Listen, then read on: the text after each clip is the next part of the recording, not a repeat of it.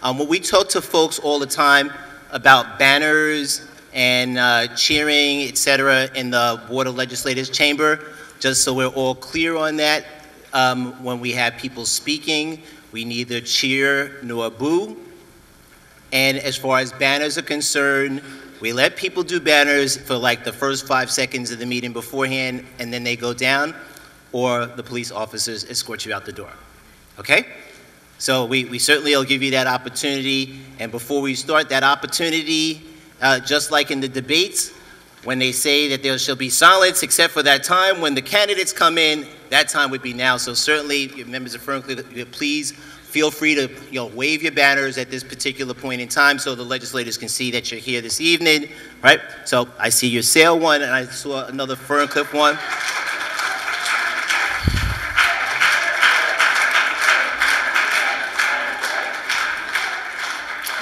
All right, thank you so much. All right.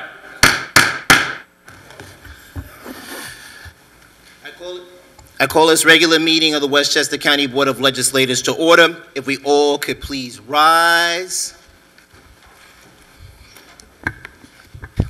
As our only veteran serving here, Legislator Mazzano leads us in the pledge to the flag. I pledge allegiance to the flag of the United States of America and to the republic for which it stands, one nation, under God, indivisible, with liberty and justice for all. Thank you for your service, Mr. Mazzano. Almighty God, give us the strength, courage, and wisdom to always act in the interest of the people of Westchester County in this chamber. Let us keep in mind that every decision that we make impacts upon the life, health, and safety of all our great county residents. Amen. Madam Clerk. Majority Leader Harcum. Here. Minority Leader Mazzano. Ms. Borgia. Here. Mr. Burrows. Mr. Gelfarb. Here. Mr. Kaplowitz. Present. Ms. Marcotte. Ms. Myers. Here. Ms. Perez. Here. Mr. Ryan. Here.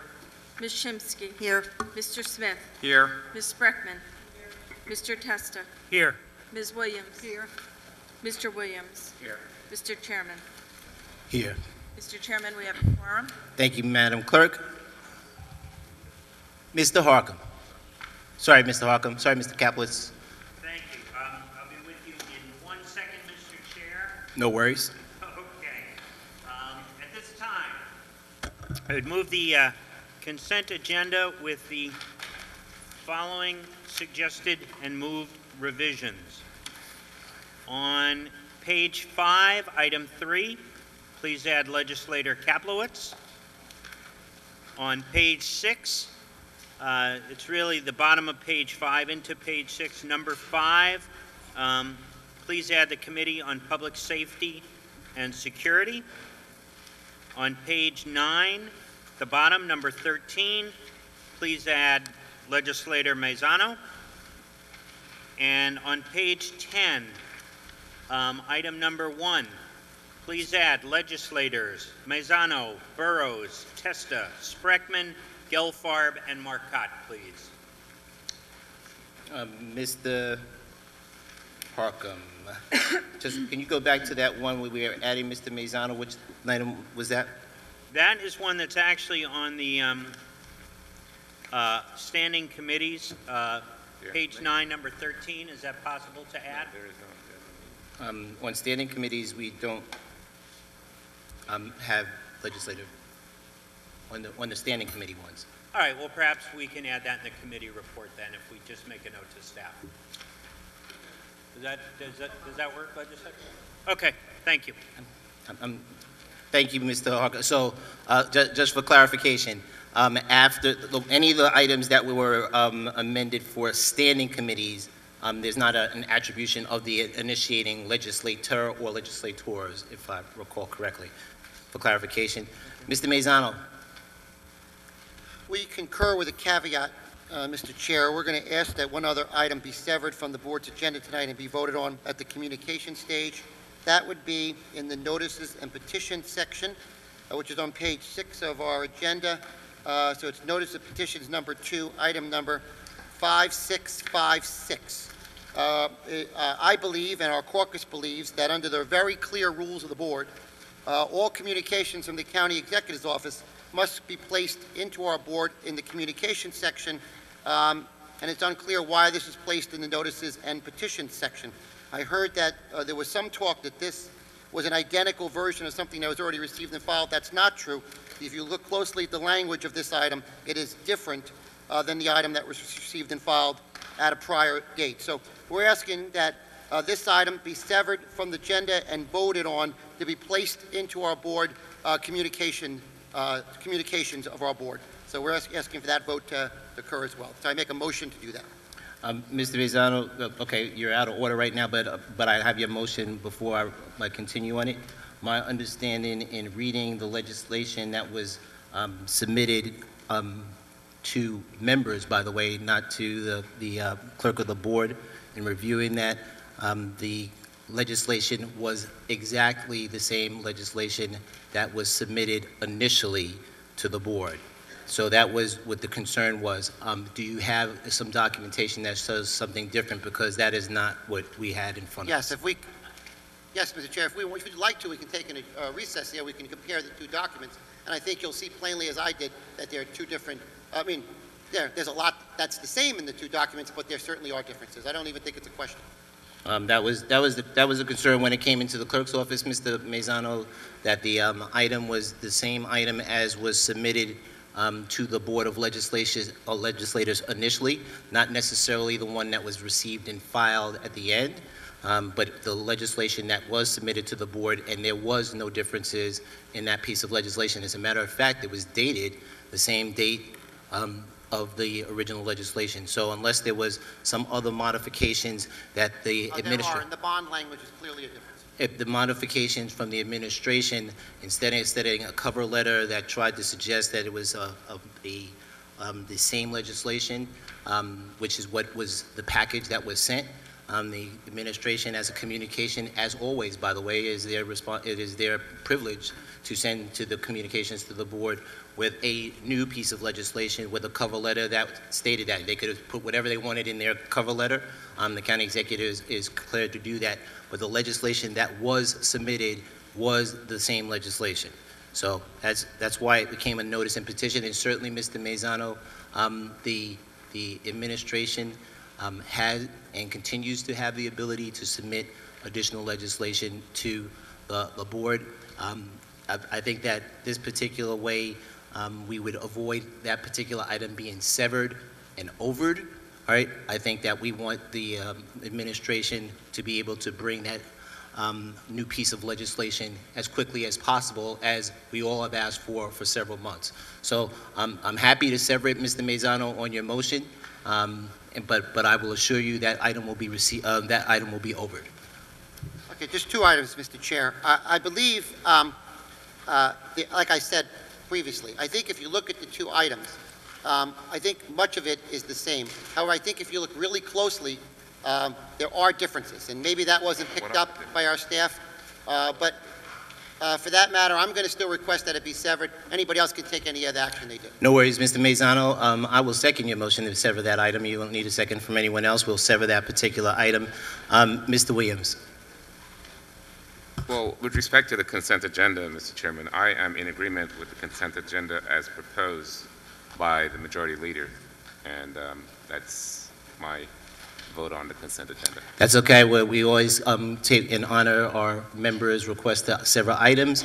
Item number 5656 is severed from the consent agenda. We're on the consent agenda. That item is overed. Next, Mr. Harcum.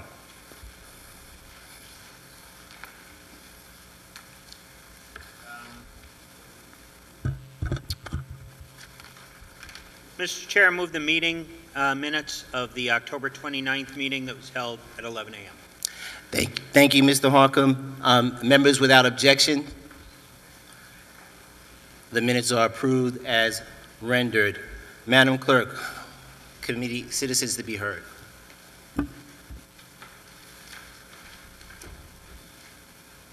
Each speaker shall be limited to 3 minutes. I'm going to call the names of all the speakers and ask that you please come down the aisle to my left and wait behind the black rope. Stephen Mady, Charles Campbell, Murray Bowden, Gail Craddy, Susan Moon, James Landy, Regina Riley, Sharon Sobel, Frederick Glazer, Stephanie June. And the first speaker is Stephen Mady. The day, and let's just remind everyone again, we neither boo nor clap for our friends while they're up here. Steve, I know we would never do that. Steve, good to see you. Yes, sir. Thank you.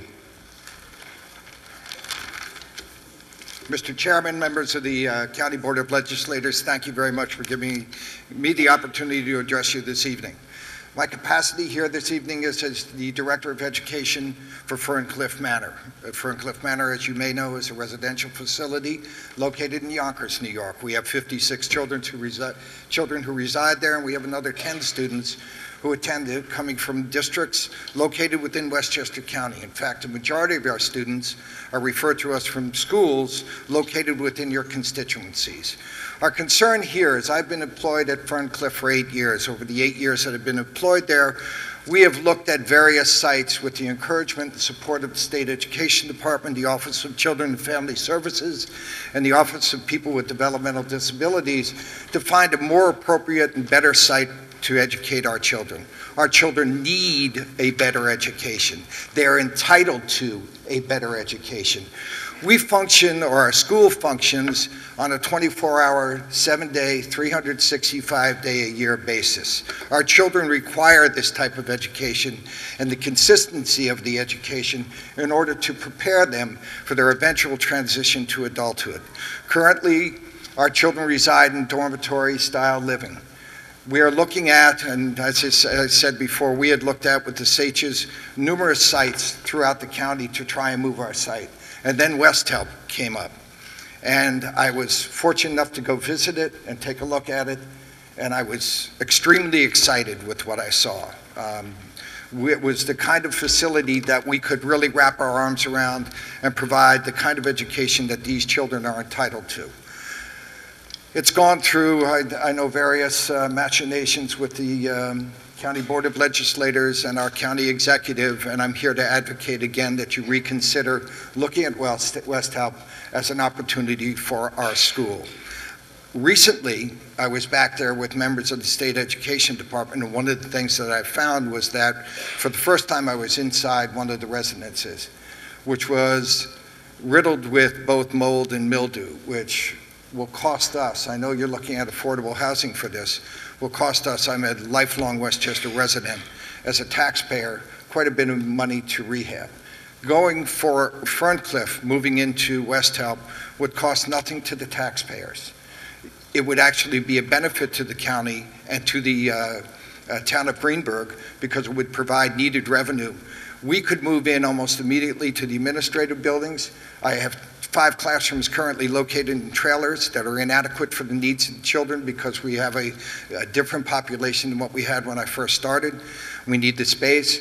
There are 5 classrooms, 6 classrooms there that could be rehabbed at a very small cost to the State Education Department, not to the taxpayers of Westchester County, that would provide us with the opportunity to start to educate those children again. Does that mean my time is up?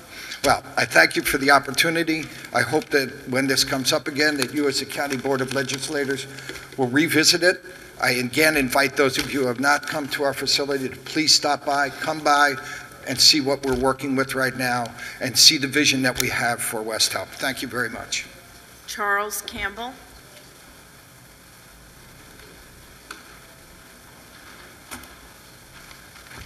Hello, my name is Charles Campbell. I'm the father of a student and resident, William Campbell, who is a resident at Sale at Ferncliff. I have here a letter that my wife wrote to Bernice Spreckman, the county legislator of District 14. She sent this letter May 9th of this year, 2012. By the way, my son has been at Ferncliff Manor since April of this year. So I'll begin with a letter. My 20-year-old disabled son recently entered Ferncliff as a 24/7 student. SAIL at Ferncliff has been trying for a number of years to develop a new location for their school and residence. They are very close to obtaining property in Greenberg, which would be wonderful for the students. It is the West Hab building close to Westchester Community College. The campus would provide them with more space, new cottage-like buildings, and an amazing school setting. There has been some opposition to them moving there because the current lease is written for affordable housing. West Hab was a shelter which closed because they were at half occupancy. I vehemently support Ferncliff in obtaining the property.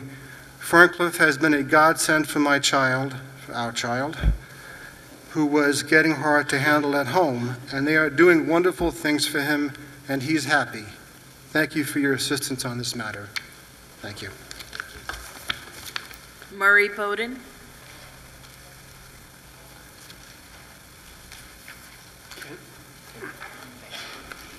Could you please pass these out to them?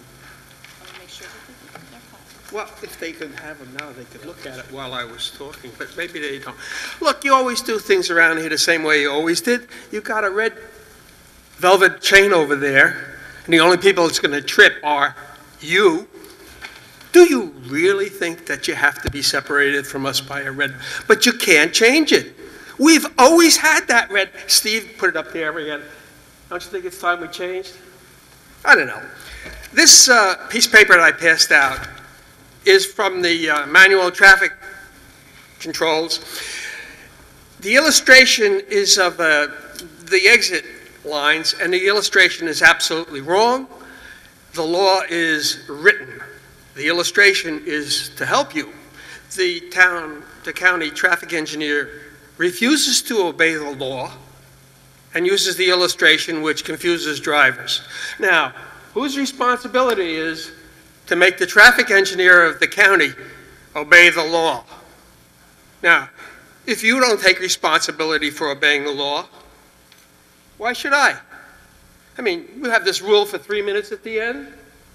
Why should I obey it? If you can't enforce the safety and the liability of correct traffic lines, who does? You're now on notice that the county is using, particularly at the airport, illegal lines. And if there is an accident, because of those illegal lines, you've created a liability for the county. Now, who in this room is going to take responsibility to alleviate the liability for the county? Should the county be made liable because nobody can say to the traffic engineer, you're doing it wrong? Here it is. The diagram is absolutely wrong. The words are what the judge looks at. Some engineer made an improper diagram. Your responsibility, yours.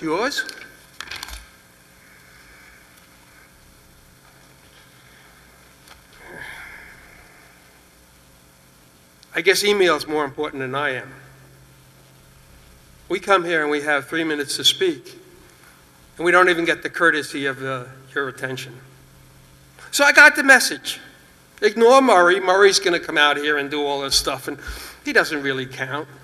The fact that the safety of the drivers of this county are at stake, that really doesn't count. The fact that you're creating a liability, because I've put you on notice that you're doing it wrong, doesn't count. And one of these days, some hotshot lawyer is going to come up and sue the county for $1 million because you did it wrong. I'll do this. I would have done it at the Thruway yesterday, but they canceled the meeting. I will do it at the Port Authority on Thursday. And a week from Monday, I'll do it at the MTA, Bridges and Tunnels.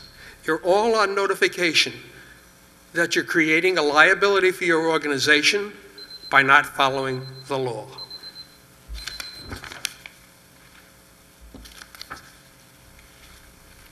Gail Craddy.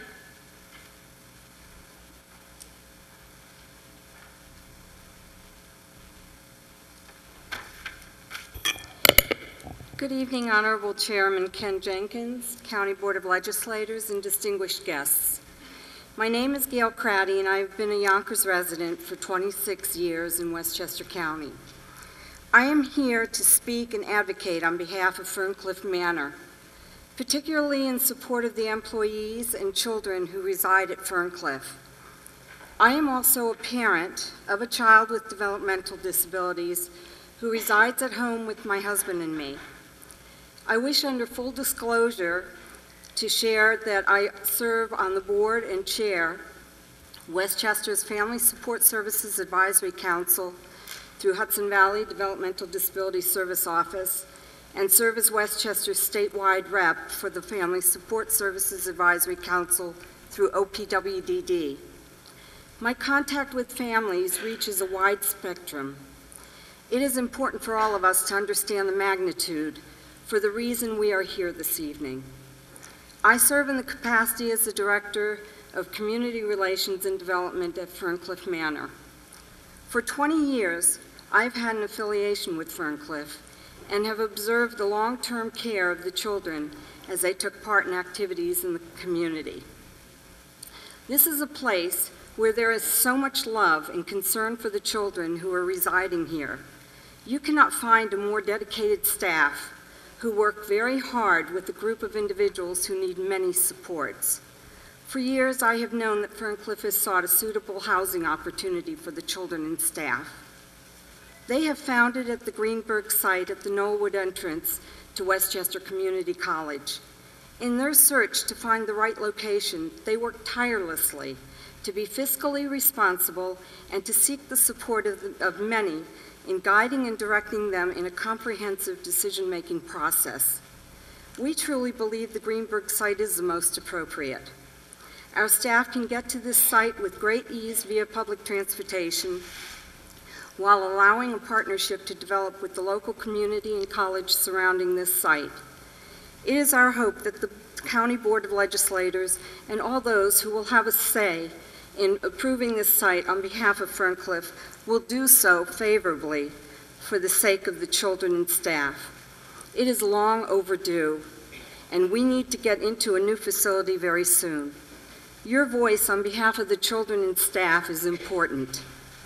We are their voices, and we hope you will acknowledge and support us in the significant mission of Ferncliff. We need you, and they need us to advocate on their behalf. Let this Thanksgiving truly be a promise of hope. Thank you. Susan Moon.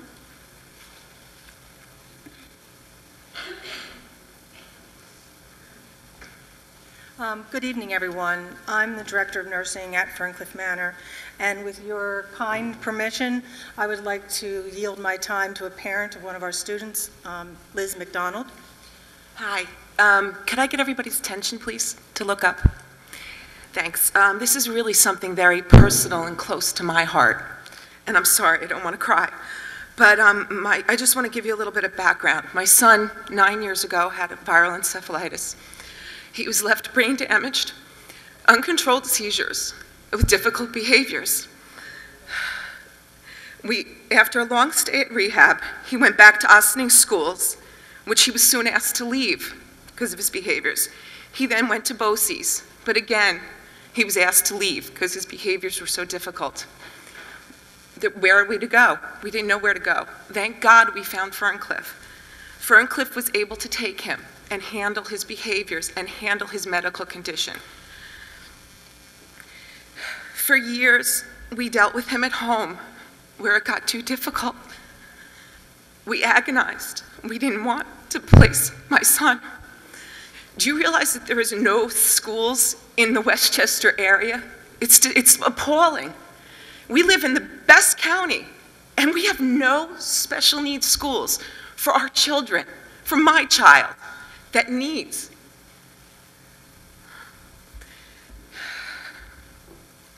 I'm sorry. I'm trying to keep this unemotional, but we had to make the decision. An hour and a half was a school. Beautiful, an acre of property. Oh my God, farmland, grow their own, everything, fantastic. But an hour and a half, when am I going to go visit my son? How am I going to do that? So what I did, he was already in this school as a day student. So we chose to place him as a resident.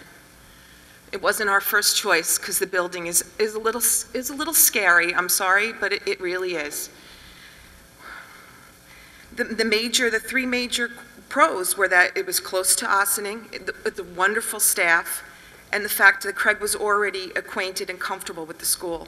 But the one con was that the condition of the school and the living air seemed to almost outweigh those pros. But finally, our hearts made the decision. I couldn't bear to place Craig too far away from home where he would have difficulty helping him transition. We would have it easier to help him transition and to visit him. I spent every night with Craig, helping him fall asleep. I went down there every day until I started going every other day, until I knew he was comfortable and I was comfortable with him. My family can go and visit him easily. It's easy for us to just pop in. Ferncliff is a phenomenal, phenomenal staff. Oh, shoot. I'm sorry, but I'm sorry. This is too important.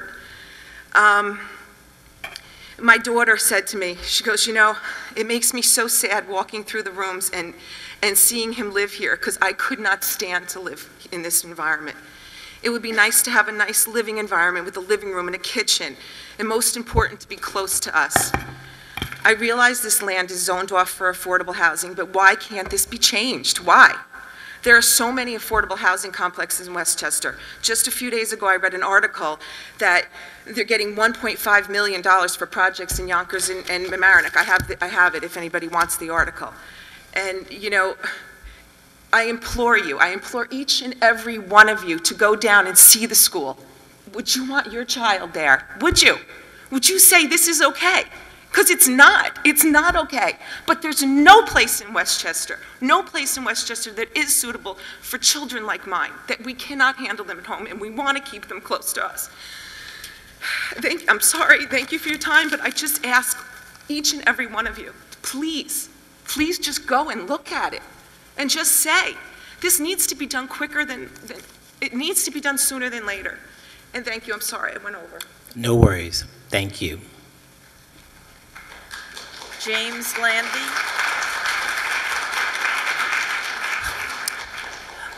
And again, just a caution, I mean, certainly we certainly appreciate the comments, but we don't clap or boo, just the way it is. Mr. Landy. Thank you, Mr. Chairman and dear members. I'm Jim Landy. I'm a lifelong resident of Yonkers. Some of you know me. I'm the chairman of the Hudson Valley Bank. I'm the chairman of 2 hospitals in this county, St. Joseph's in Yonkers and St. Vincent's in Harrison. I'm the chairman of the Friendly Sons of St. Patrick and a number of other organizations. And I say that so that you know that I'm committed to Westchester. I'm here tonight to support Ferncliff in their proposed relocation. It's a wonderful plan. Ferncliff has a rich and vibrant history, located in its present site in North Yonkers near the Greenberg border for over 55 years. Today, they care for 65 of the most fragile citizens among us, originating from all over our county. Over 80% are from low-income families with nowhere else to turn. These families don't have any other option except Ferncliff for their children, and is often in crisis. They provide exceptional care for the underserved population among us, and they are to be congratulated and supported by all the rest of us. Their current facility, as you've heard before, is around 100 years old and just does not make it. But we have an opportunity jointly to fix that. This proposal before you has been vetted and approved by numerous agencies, community groups, municipal officials, and has been provided with funding dollars to make this work long-term with commitments from the state. All the stars are aligned right now, today, and but we're not sure of the future if they will be. So the urgency is here. This makes this a shovel-ready project right now. And we all have to realize that it may not be so in the future as the funding priorities within the state budgets change. I know there have been alternate sites mentioned as possibilities, but that means we have to start from ground zero. And there is no assurance the plans will be reapproved and refunded. We have a good deal in front of us with a funded mandate from the state to care for those in need. So let's not let that slip away. Let's seize the opportunity of today. Let's protect the 250 permanent jobs currently here in Westchester to stay in Westchester. Let's create construction jobs with this new project, and let's provide these multiply handicapped children with a beautiful new home.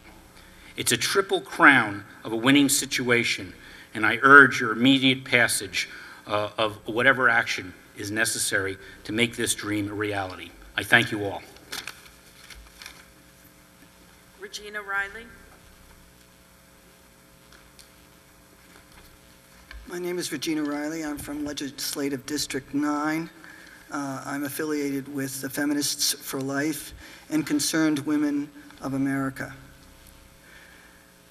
A number of politicians and Planned Parenthood tells all who will listen that they stand behind a woman's right to choose abortion. That means that if every pregnant woman decided to abort her child, the replacement rate went to negative 100%, they would be fine with that. They would become a very rich group before the last old American either died out or was killed by invaders of some young, fruitful nation. This sad, spayed, and neutered populace would cut out its soul when it would cut out and cut up the last fetal child from the last fruitful woman, mother, American citizen. Child sacrifice, which is beyond 55 million fetal children in the United States since 1973, will end badly for this superpower, just as it did for the Incas, the Aztecs, the Mayans, and the Phoenicians. Homosexuality became more accepted in Rome and Greece shortly before their reign was eclipsed. Do you think that these behaviors against the natural law will have a different historical outcome for the United States of America?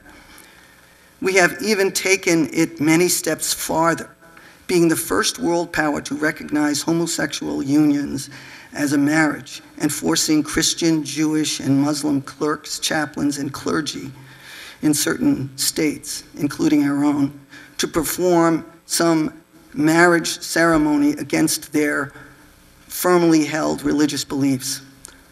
Forcing public school children to be taught homosexual marriage is marriage, and their religion is bigoted. This is far beyond what the Roman law stated. Elections have their consequences, and a Democratic National Convention where God was booed 3 times indicates we have not learned from history, so it will be repeated, and it will be repeated with a total moral, economic, and physical destruction of this once shining and noble nation. May God be merciful in his chastisement. I ask you all to examine your lives as I do mine, reform them, and pray for this country, the United States of America. Madam Clerk, I'd like to leave these with you to be handed out to legislators, and also for next week, $20 million Planned Parenthood fraud suit, everything you need to know about stealing from Medicaid. And a Chicago woman dies after an abortion, and the family wants answers, a beautiful young woman. Planned Parenthood is responsible. And my brother will take this up next week. Thank you. Sharon Sobel.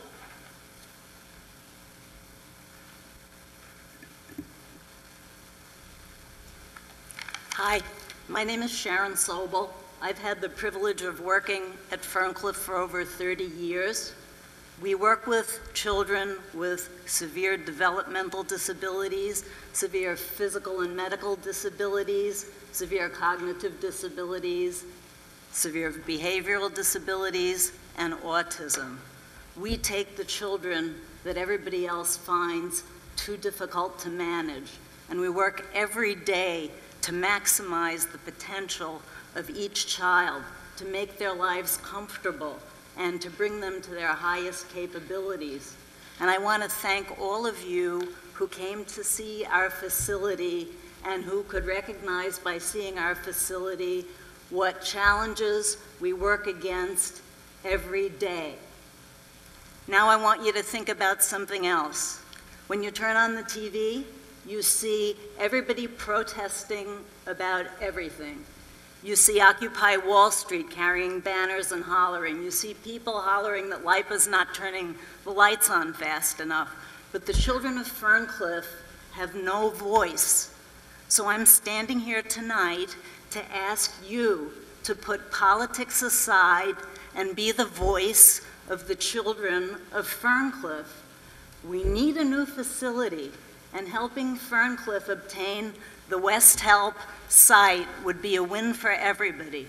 It would be a win for the children because they would have a better, spacious facility that would allow us to meet their needs in a much more sophisticated manner.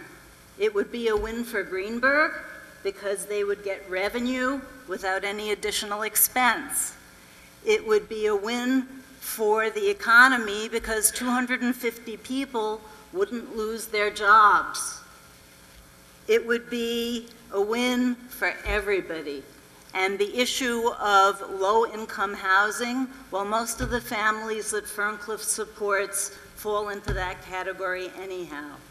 So I'm appealing to you to be the voice of the Ferncliff children, to help us obtain that West Help facility, and it'll be a win for all of us.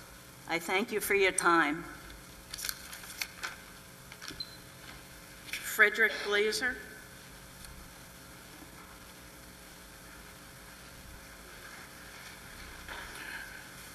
Mr. Chairman, I represent Ferncliff Manor. I want to relinquish my floor time to Whitney Cadena, who is a family member of one of our children. Thank you. Good evening, everyone. My name is Whitney Cadena, and I'm the sister of Brian Cadena. He is a resident of Ferncliff Manor. He was a day student 3 years ago, and it was very difficult for him to continue living at my house. It was very, very difficult to make the decision to allow him to reside at Ferncliff. But the staff are great. The care that he has is great. My only concern as a family member is that he needs to be in a safe environment. The conditions of Ferncliff Manor are not acceptable. The care, the love, the education that he receives is great, but he cannot reside in that home. He doesn't have a voice, and I'm his voice. I'm the voice for all those children there, and I'm here to advocate for Ferncliff Manor and for them to have a new home. It's necessary and it's vital. Those children have special needs, and we cannot forget about them. So I'm begging you to please consider West Help to be the new home for these children. Thank you. Stephanie June.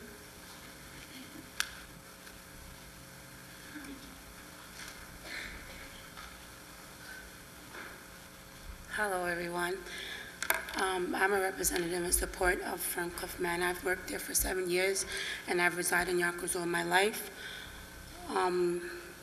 The children of Ferncliff are very special children who deserve good care, a great facility, somewhere where they can grow and learn and function as great human beings out in the world today.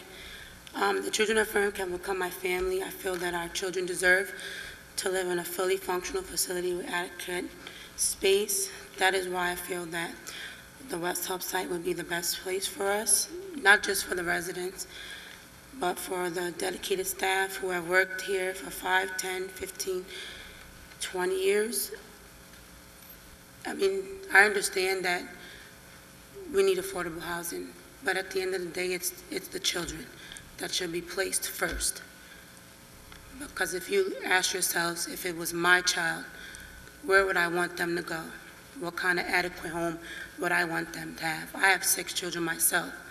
So I feel when the parents of the facility come up and say, this is what we need, this is what should be considered first, this is what your support should be, first and foremost. There are so many abandoned buildings that are out there that can become affordable housing, and they're just sitting there.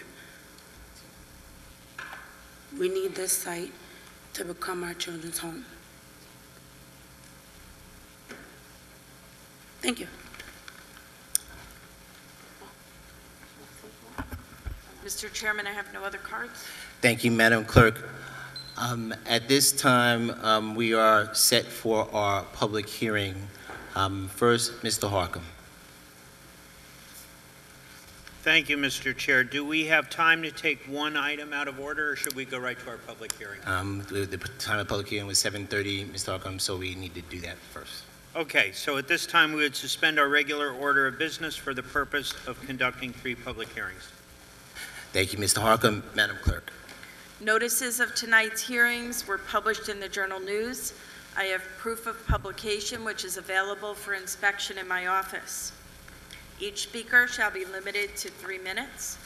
The first public hearing is from the Committees on Government Operations and Budget and Appropriations on a local law authorizing the County of Westchester to enter into a 10-year lease agreement with 15 South 5th Avenue LLC for approximately 22,000 square feet of space located at 15 South 5th Avenue, Mount Vernon, New York, for Westchester Community College. I have one card. The speaker is Gina Gaines.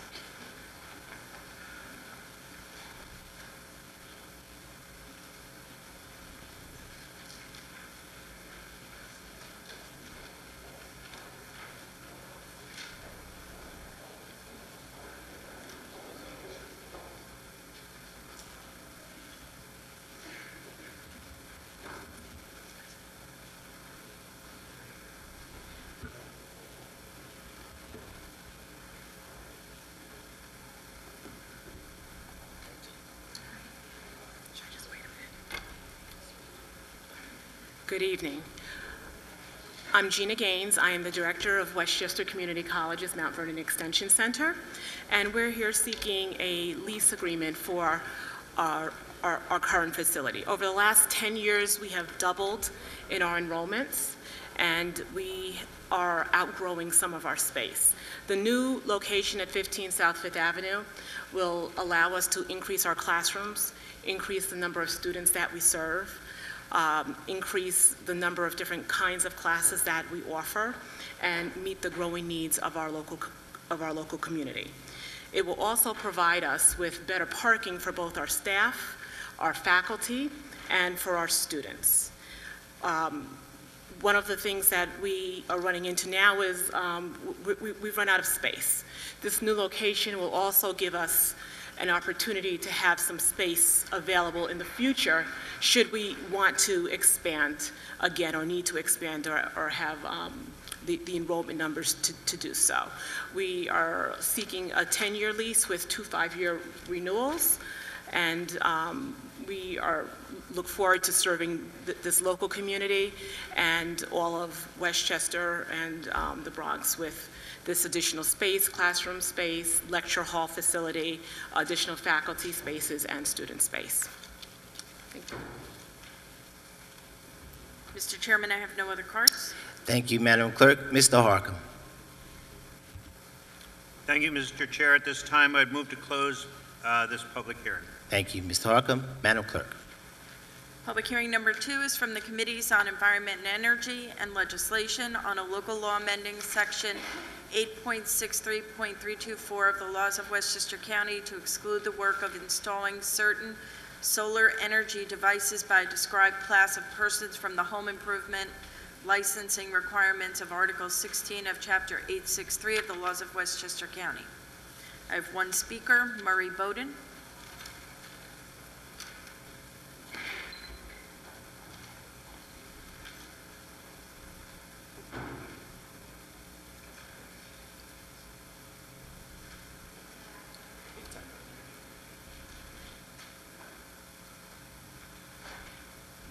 Bet you're wondering what I'm going to say.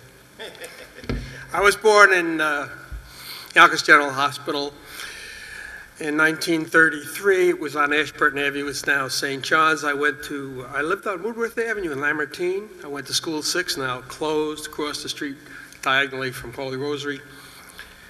We used to play in Trevor Park, and at the bottom of Glenwood Avenue was this big generating plant where they made electricity. They don't make electricity there anymore. Now we're talking about licensing solar. You put solar down in Mexico where the sun shines. You don't put it up here where it snows and you got clouds. It's false economy, and they're lulling us. And now you're going to discuss who should actually install these panels that should never be installed. But the real question is, since Con Edison doesn't make the electricity anymore, why do we still have Con Edison? You could contract out the distribution of the electricity to anybody else. There are hundreds of companies in the United States.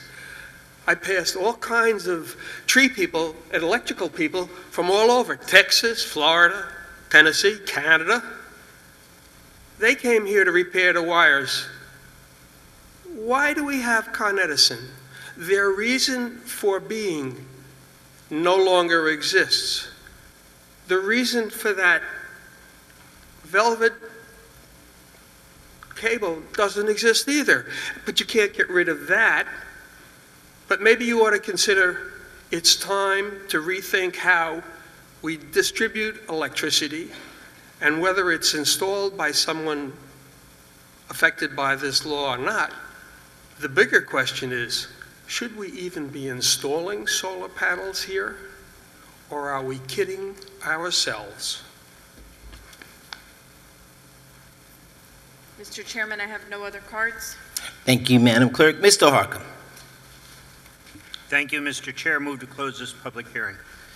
On no motion, Mr. Harcum, this public hearing is closed. Madam Clerk. The third public hearing is from the Committee on Legislation on a local law amending the laws of Westchester County by adding a new Chapter 680 establishing a county registry for animal abuse offenders. The first speaker is Valerie Pearl, and as she's coming down, I'd ask the next speaker, Angelique Rivard, to please come and wait behind the black ropes. Thank you. Thank you. Come on down. Hello. Thank you, Mr. Chairman, Yep. and Committee on Legislation. It's a welcoming opportunity to be able to speak on behalf of endorsing and advocating a legislation that's desperately needed. Sadly, I think we're all familiar with the correlation between those that abuse animals and violent crimes. It's statistically overwhelming.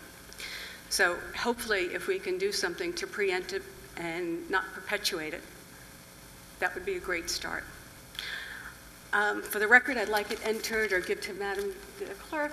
I have additional petition with over 350 signatures, mostly from the veterinary community. I work in the veterinary community. I've done veterinary consulting, hospital administration for a veterinary hospital, technician, cleaning cages, cleaning stalls, whatever, all of that. I'm also an adjunct faculty member at Westchester Community College for the veterinary technician program. So certainly an advocate for animals, but also for people. This is something that's desperately needed, and hopefully, having such great legislators, it will be passed and come to fruition. We need to stop the abuse on defenseless animals. Sadly, my career, I've witnessed it, and it's heart-wrenching. I was involved with the District Attorney's Office and the Animal Cruelty Task Force, where through that I was able to educate owners as far as things that I've witnessed. Sadly, those owners had suspicions, but did not want to actually admit them. But the people that were abusing animals were also abusing these people. So if there's something that we can do to possibly preempt it and stop these senseless violent crimes, it might give us a little bit of a heads up on it. So again, I hope that we're able to, pass this legislation. It's much needed. I'd like to see Westchester County become a leader in this field. Certainly we were, with domestic violence, and I think that we can become one in other areas as well. it'd be nice to be able to expose those that abuse animals. There's something very sick about those people. So thankfully, you as legislators have the opportunity to do something great. I hope you do. And again, I certainly support, advocate, and endorse it. And I want to thank everybody for their time. Angelique Rivard.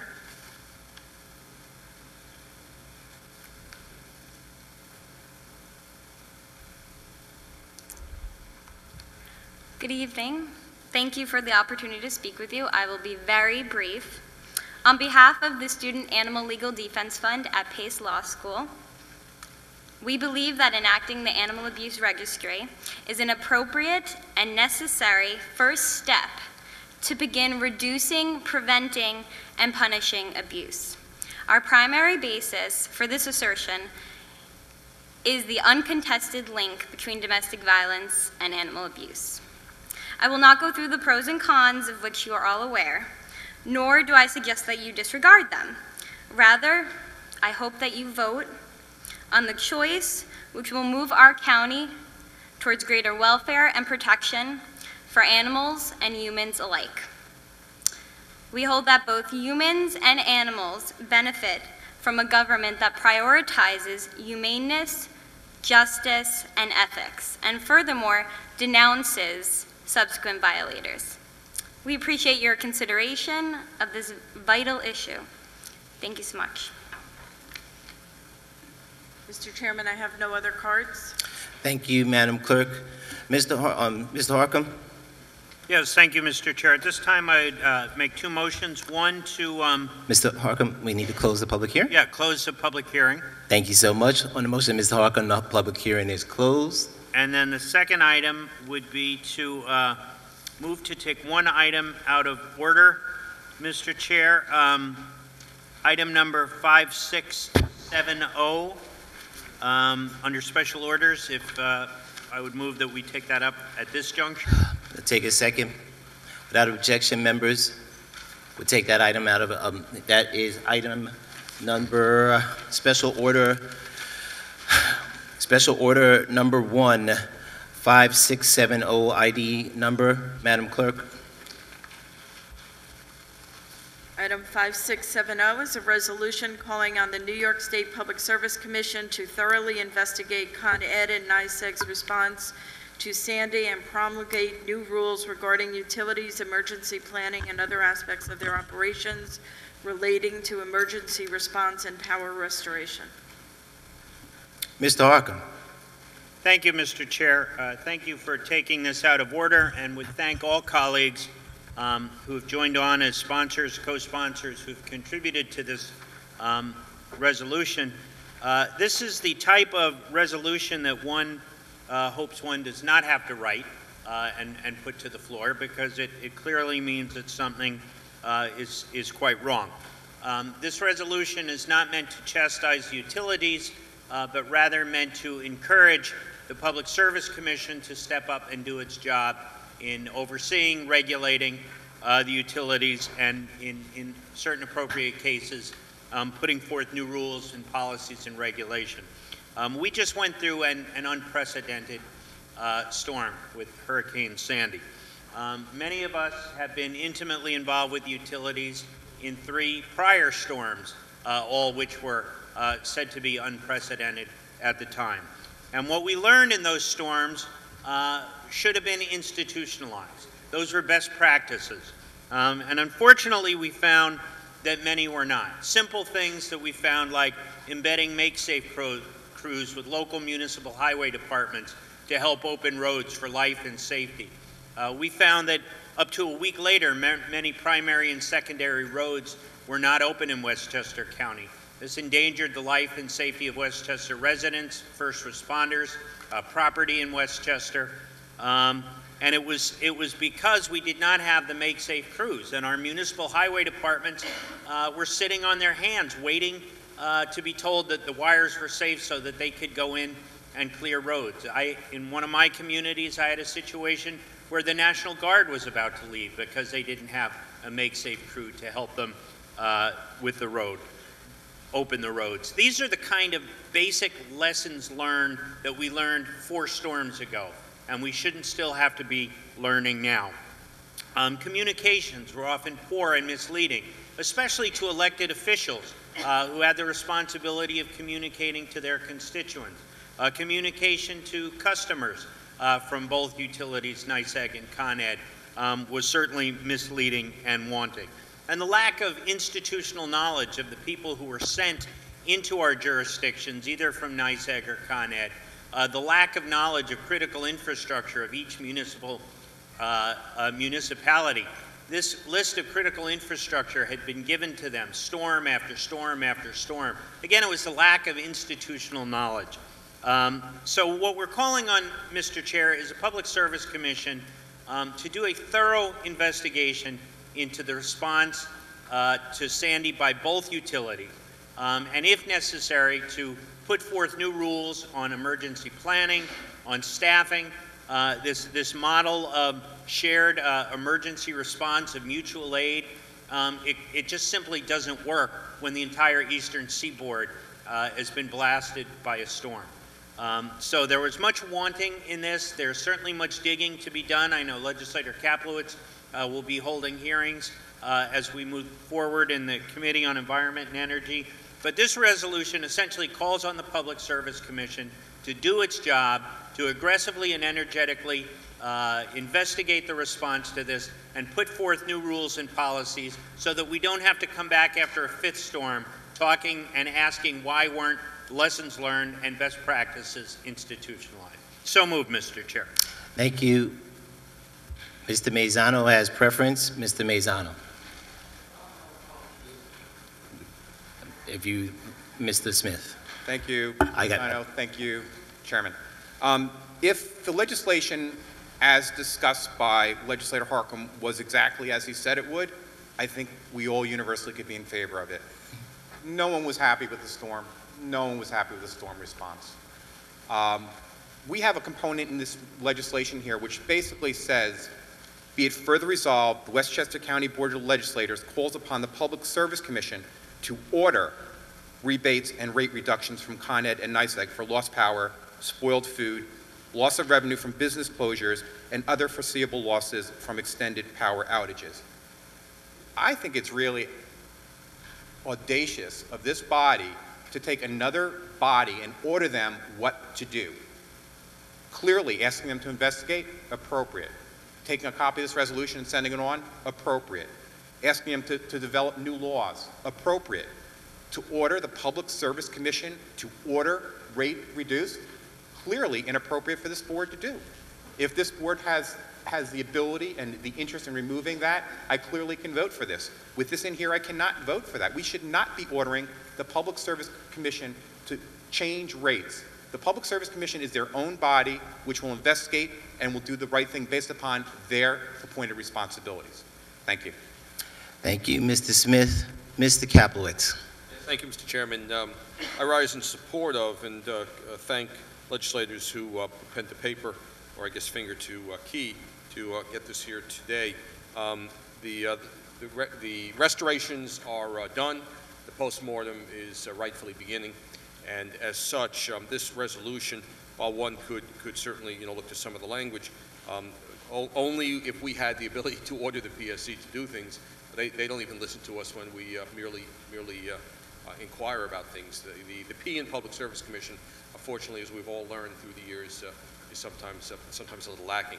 But there are 2 parts to this. One is we need appropriately to get the Public Service Commission involved.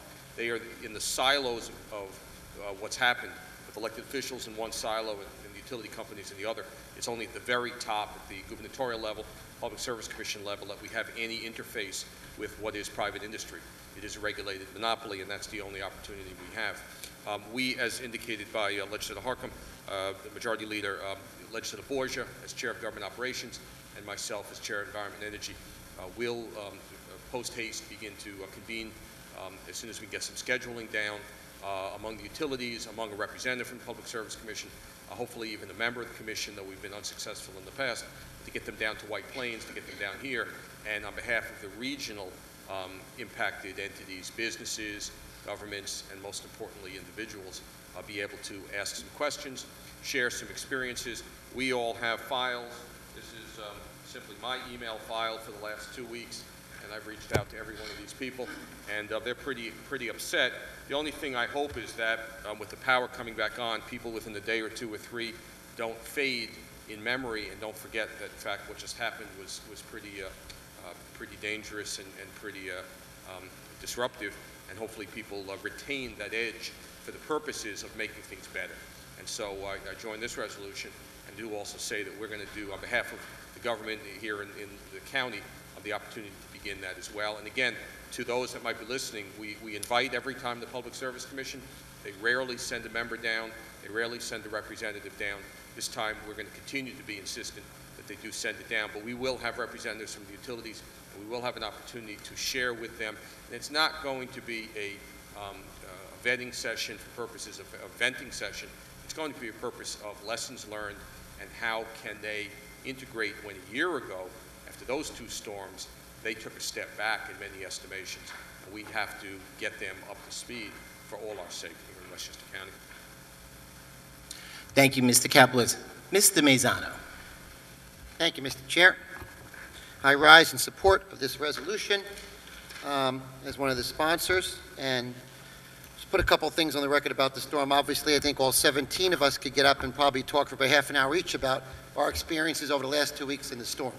I know for the first few days of the storm, I had to take care of my family because we didn't have power, which was, you know, I felt like I was back in the Marines again in a tent somewhere in Korea with no power and no heat. But eventually we did get our power restored, and then the second week for me was like for probably all of you, almost like a whole full-time job of making sure I got my constituents' power restored. All of us were on the phone and pushing Con Ed. And I think the reasons and the genesis for this resolution comes out of our experience over that week dealing with Con Ed or other utility companies. And it's not just here. You see it on the news about Long Island too, and Staten Island. To tell you a quick story about how frustrating a moment could be. Holy Name in New Rochelle is not only my parish, it's a school, it's the only Catholic co-ed grammar school in New Rochelle, and it's a polling place. And working through the mayor of New Rochelle and the county executive's office and some of our state legislators, as you know, the governor made it a priority to get the polling places up. Well, after being promised that my own parish would get up on Saturday, the trucks never came. Despite going to every governmental entity I could get in touch with and being promised, Con Ed promising they'd be there, they didn't go.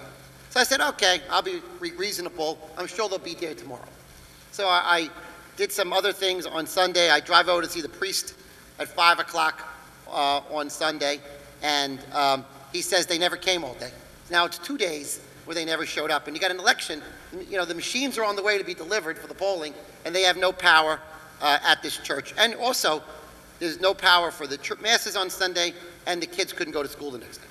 So I take a walk around the neighborhood to see if I can find somebody from Con Ed. Here I am, the county legislator, and I'm carrying my county legislator badge, you know, in case I find somebody.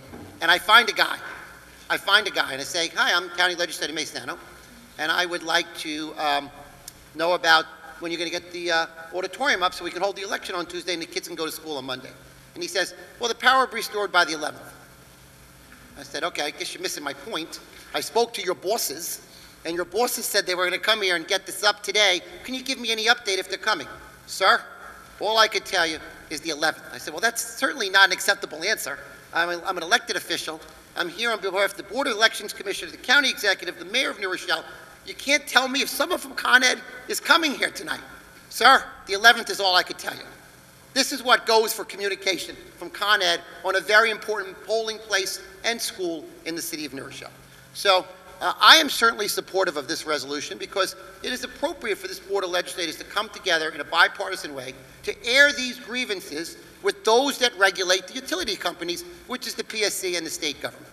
And I certainly believe, and I think you all believe, that they need to do a better job. Our state officials and the PSC need to do a better job. And I understand there's contracts involved, but you know what? So what?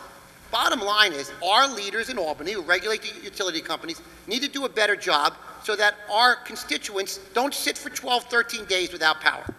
It's simple as that. Nothing. I understand it was a massive storm.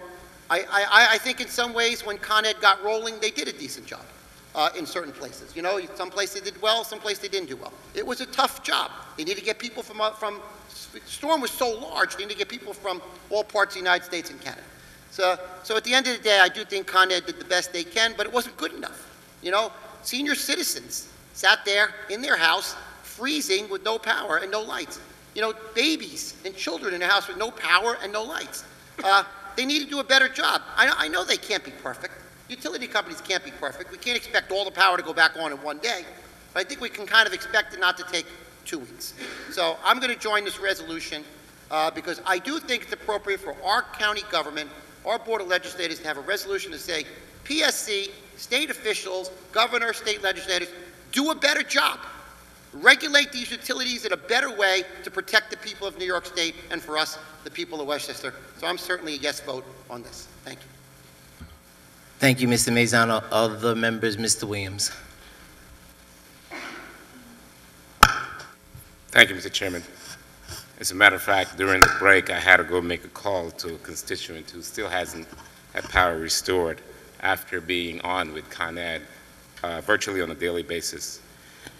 I don't want to appear to be in a gripe session because I believe that this storm was unprecedented, but I believe adequate warning was given to Con Ed. And I also want to distinguish the difference between what appeared, in my opinion, being out there between the Con Ed workers in the field and the Con Ed persons in the offices who were directing those workers. I think there was a clear distinction to me that resources, comparable resources for the severity of this storm was not planned and placed on the ground by Con Ed prior to the storm. Despite the fact that there were adequate notice, we all knew how difficult it was going to be. There were many, many discussions about how serious the storm was going to be. And I don't believe that there is an excuse that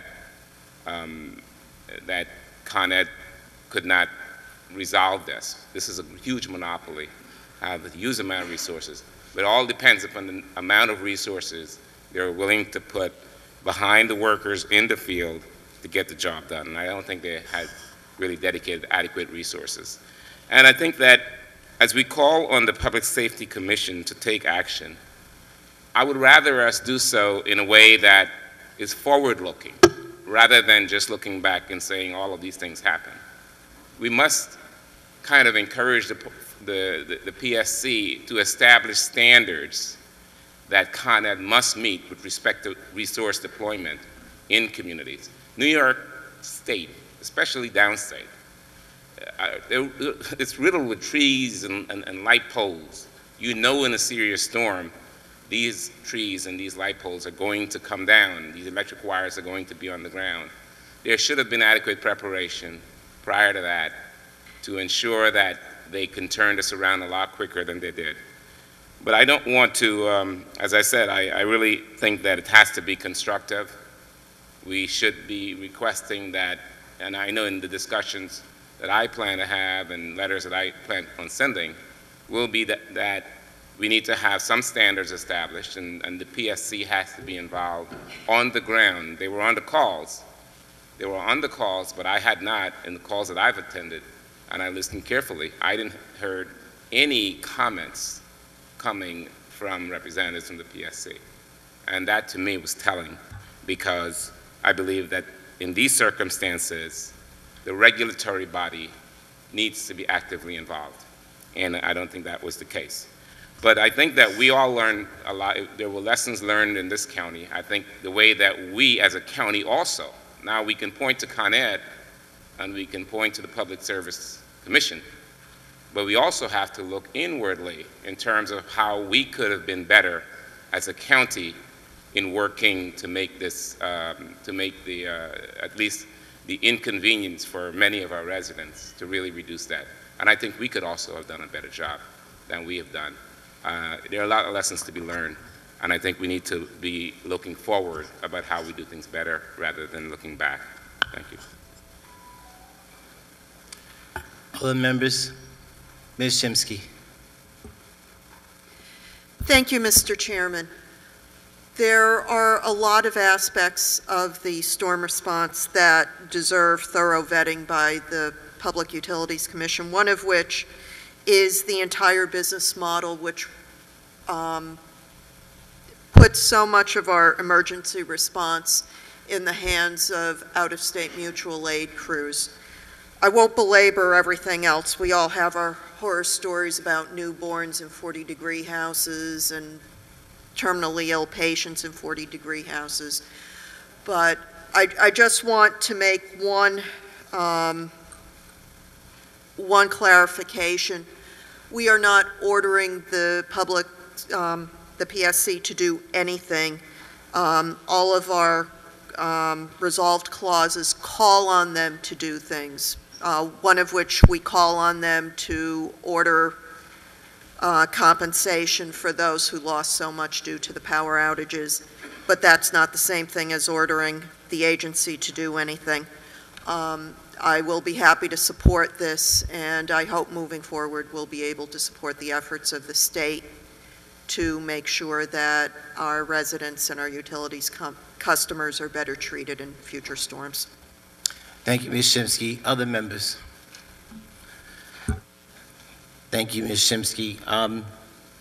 The only thing I would add is certainly I think we're all in support. There are many folks that are in support of the general concept, as members have mentioned this evening, of this particular resolution, especially since the Public Service Commission is the regulatory agency that is charged with this particular aspect.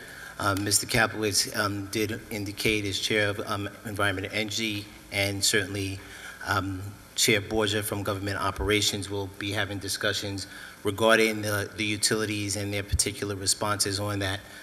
We will also have named a special committee for this particular purpose to see what the county response was to address Mr. Williams' point, unless, again, is more towards, especially as we get in this budget season, which is right upon us at this moment in time, that we will certainly have a committee that is going to be a special committee in regards to the county's response for Hurricane Sandy to be able to address those issues. And Mr. Mazzano's point on this particular item, that special committee will be chaired by Mr. Harcum and Mr. Mazzano with your respective leaders on the committee. So Mr. Burrows, Ms. Shimsky, and Mr. Williams will be on that committee to look at what we did as a county and see what things that we can improve upon, and certainly the items that we can enter into as additions into the budget and the capital response that are necessary. So we will have that as well. Madam Clerk, long roll call vote. Mr. Harcum. Yes. Mr. Mazzano. Yes. Ms. Borgia. Yes. Mr. Burrows. Yes. Mr. Gelfard. Aye. Mr. Kaplowitz. Aye. Ms. Marcotte. Ms. Myers. Aye. Ms. Perez. Yes. Mr. Ryan. Ms. Shimsky. Aye. Mr. Smith. No. Ms. Spreckman. Mr. Testa. Yes. Ms. Williams. Mr. Williams. Yes. Mr. Chairman. Yes. Approved 16-1.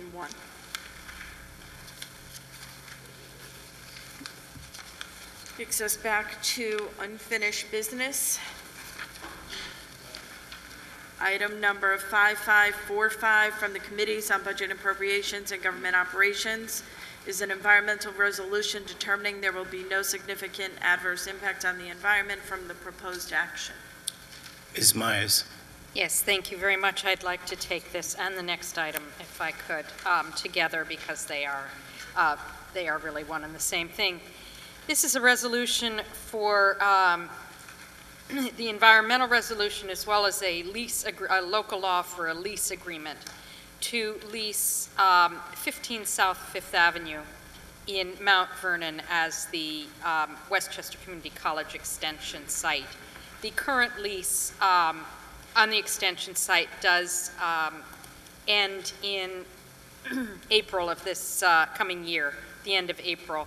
And what the community college and the real estate people there have worked on is to actually, because of the increased demand for these extension services, educational services, they have been able to find a new lease that will give them, they will go from 16,500 square feet to 22,000 square feet. They will add 4 new classrooms.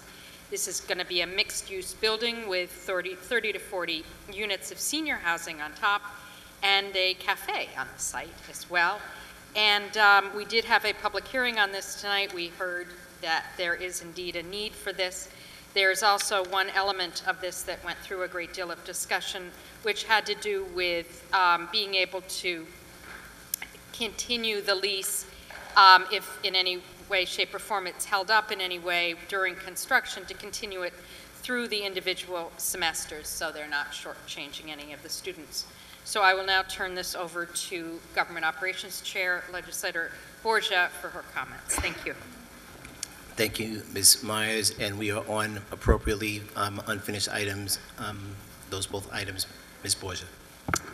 Thank you. In addition to the matters that Legislator Myers mentioned, we did review in Government Operations some of the impacts on the community and discovered that this was a more desirable site for a number of reasons, including its proximity to public transportation, the fact that, as the director mentioned, there was opportunity to grow, and the fact that it was in a location that allowed for community involvement at this new site. So Government Operations strongly recommends that this be approved. Thank you, Ms. Borgia. Members, we are on item number 4, ID 5545, and item number 55546 on discussion. Ms. Spreckman.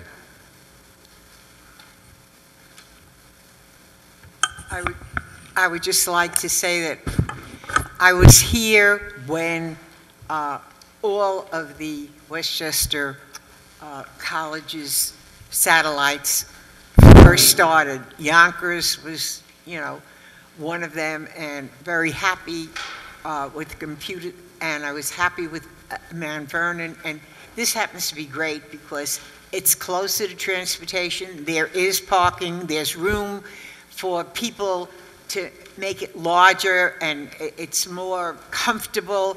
It really is a very, very, very, very good thing, and every one of our satellites are doing well, and this gives everybody a chance to go back to school or to go on with school or to add subjects that they want to, and I'm proud to be part of it. Thank you.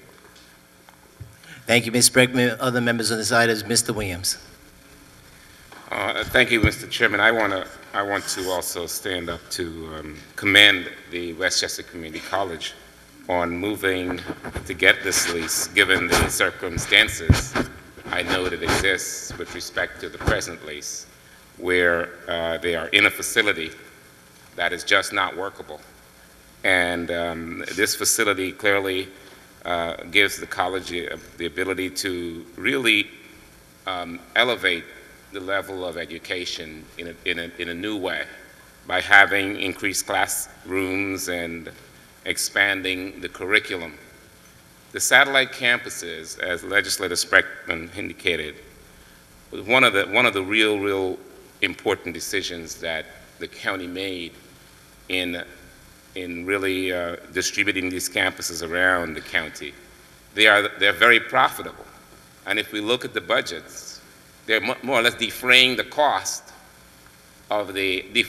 of the cost of the overall campuses. So as you expand the satellites, it seems it gives a greater opportunity for the county to profit from education, and it's very difficult today to profit from offering education, but I don't know, we're doing it at the satellite campuses. I know that the campus in Mount Vernon has doubled enrollment. I've been there, I've seen it. It is very, very difficult, the situation where they're in now. Here you have parking, adequate parking, transportation.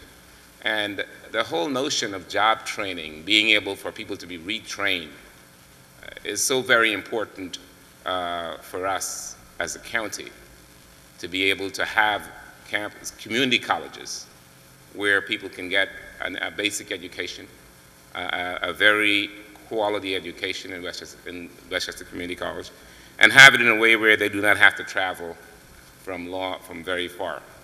And I know a lot of the students do come in from New York City because it's closer, come into schools, which had we not had a campus close by, they certainly might not have ended up at the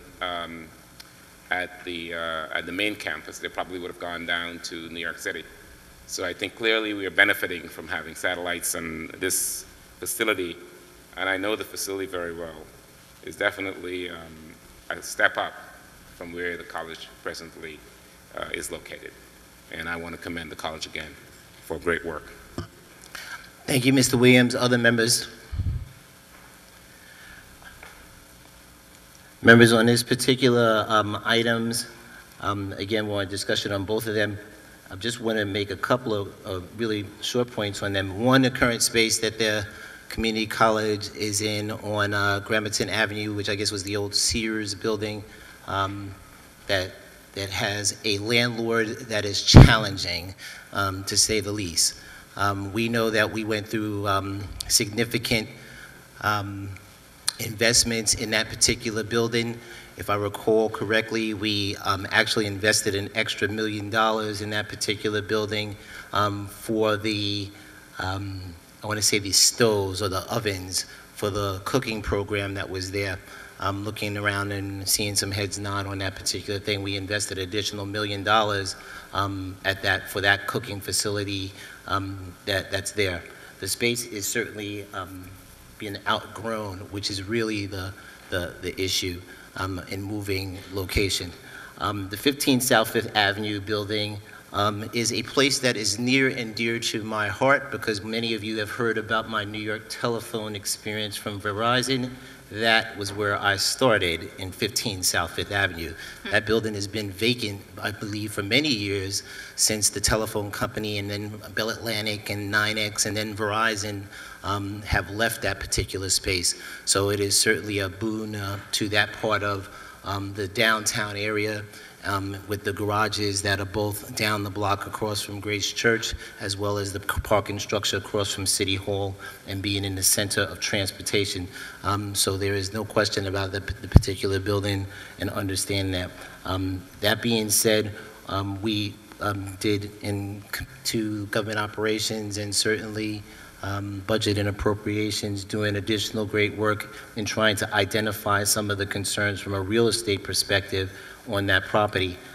We love the community college and all of us support the community college, but we know they're great educators and maybe not as good real estate folks. So that was why there was additional work done inside of the committee to make sure that we were getting the best deal possible.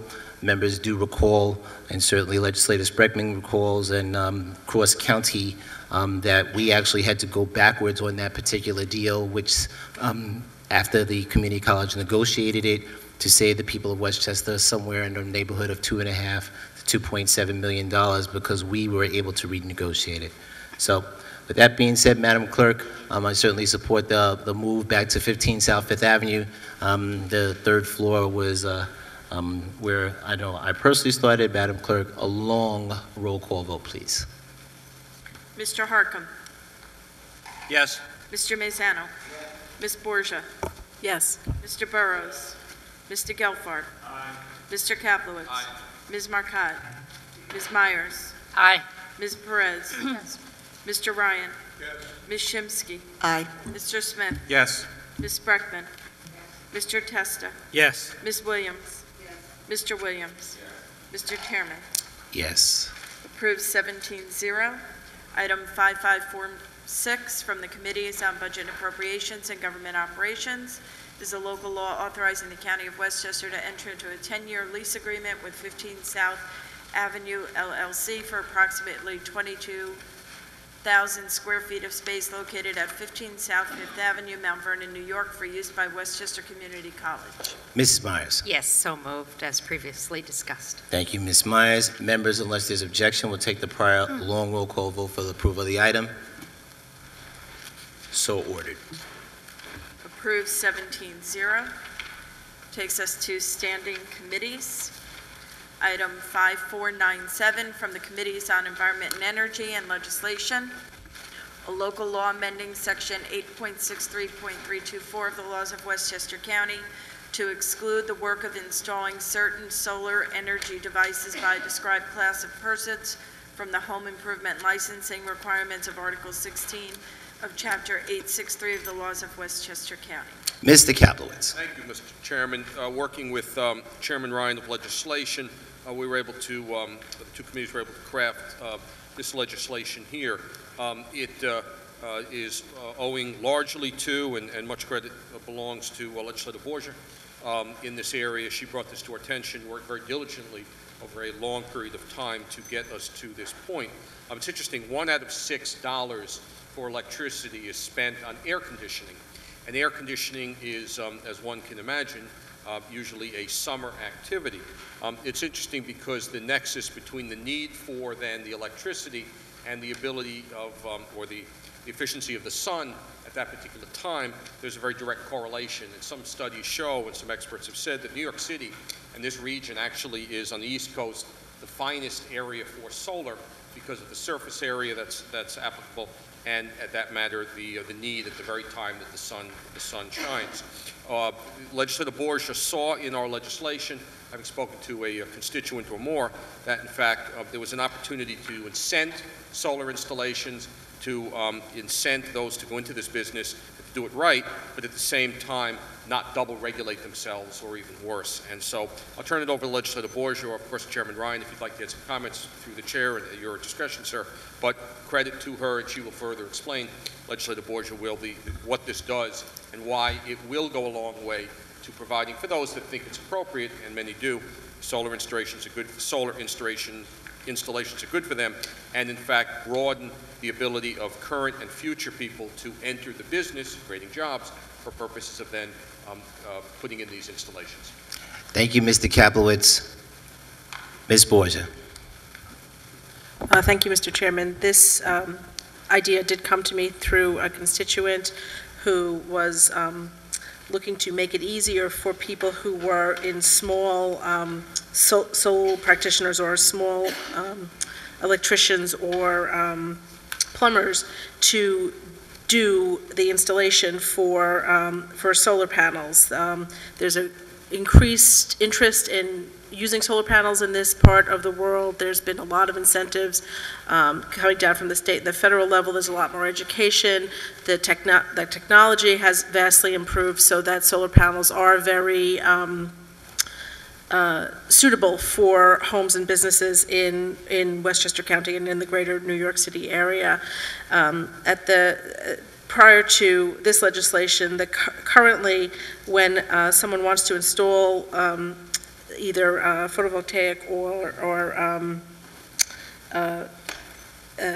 solar panels for plumbing purposes to heat hot water, we currently require them to also have a certification as a home improvement contractor, and that is something that is good for our citizenry because it provides an added level of consumer protection. However, it's an added expense that doesn't actually provide any greater level of expertise that already exists in the plumber or electrician. So because they are already licensed through Westchester County as a licensed plumber or a licensed electrician, and because this work does demand that level of expertise that licensed plumbers or electricians have, we sought to find a way to make it easier for such people if they desired to go into the business of installing solar panels.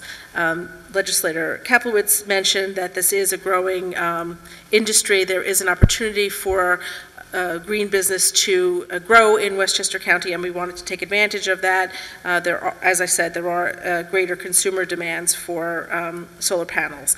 So we discovered through the course of some research, some of it which was conducted by an intern that worked for the Board of Legislators over the summer, that NYSERDA has actually created a program, or working with a program for eligible installers to get a certification for the North American Board of Certified Energy Practitioners, which is the acronym is NABCEP. And this certification allows small business owners who do the installation to offer to their clients an additional financial incentive. So we thought this was a perfect solution to allow these electricians and plumbers who so desired to, instead of getting the home improvement license, to get their certification instead. This really wouldn't impact the major home improvement companies who do this as part of other work that home improvement work that they do. They would still, actually they're most likely to get both of these certifications, because the second certification that is sponsored through NYSERDA actually allows them to improve the offer that they give to their clients. But this is a way to allow smaller businesses, sole practitioner electricians or plumbers, or people who work in smaller businesses, to avoid to avoid an unnecessary regulation and give them the opportunity to instead get a certification that actually improves their business model. So I think this is a small measure, but a good measure in terms of greening Westchester's businesses, providing for small businesses opportunities that will help them to increase their business, and also to generate electricity in a clean, safe way that doesn't negatively impact our greenhouse gas emissions. This is a way, as Legislator Kaplowitz said, for at the time that people need to use a great deal of electricity, the summertime is also a time to capture the energy that is free from the sun. So I was very happy to work with both committees to come up with this good solution, and I'm hoping that my colleagues will support this legislation. Thank you so much, Ms. Borgia. Members on this item?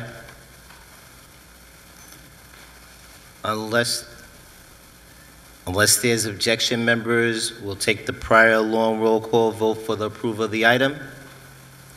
So ordered. Approved 17-0.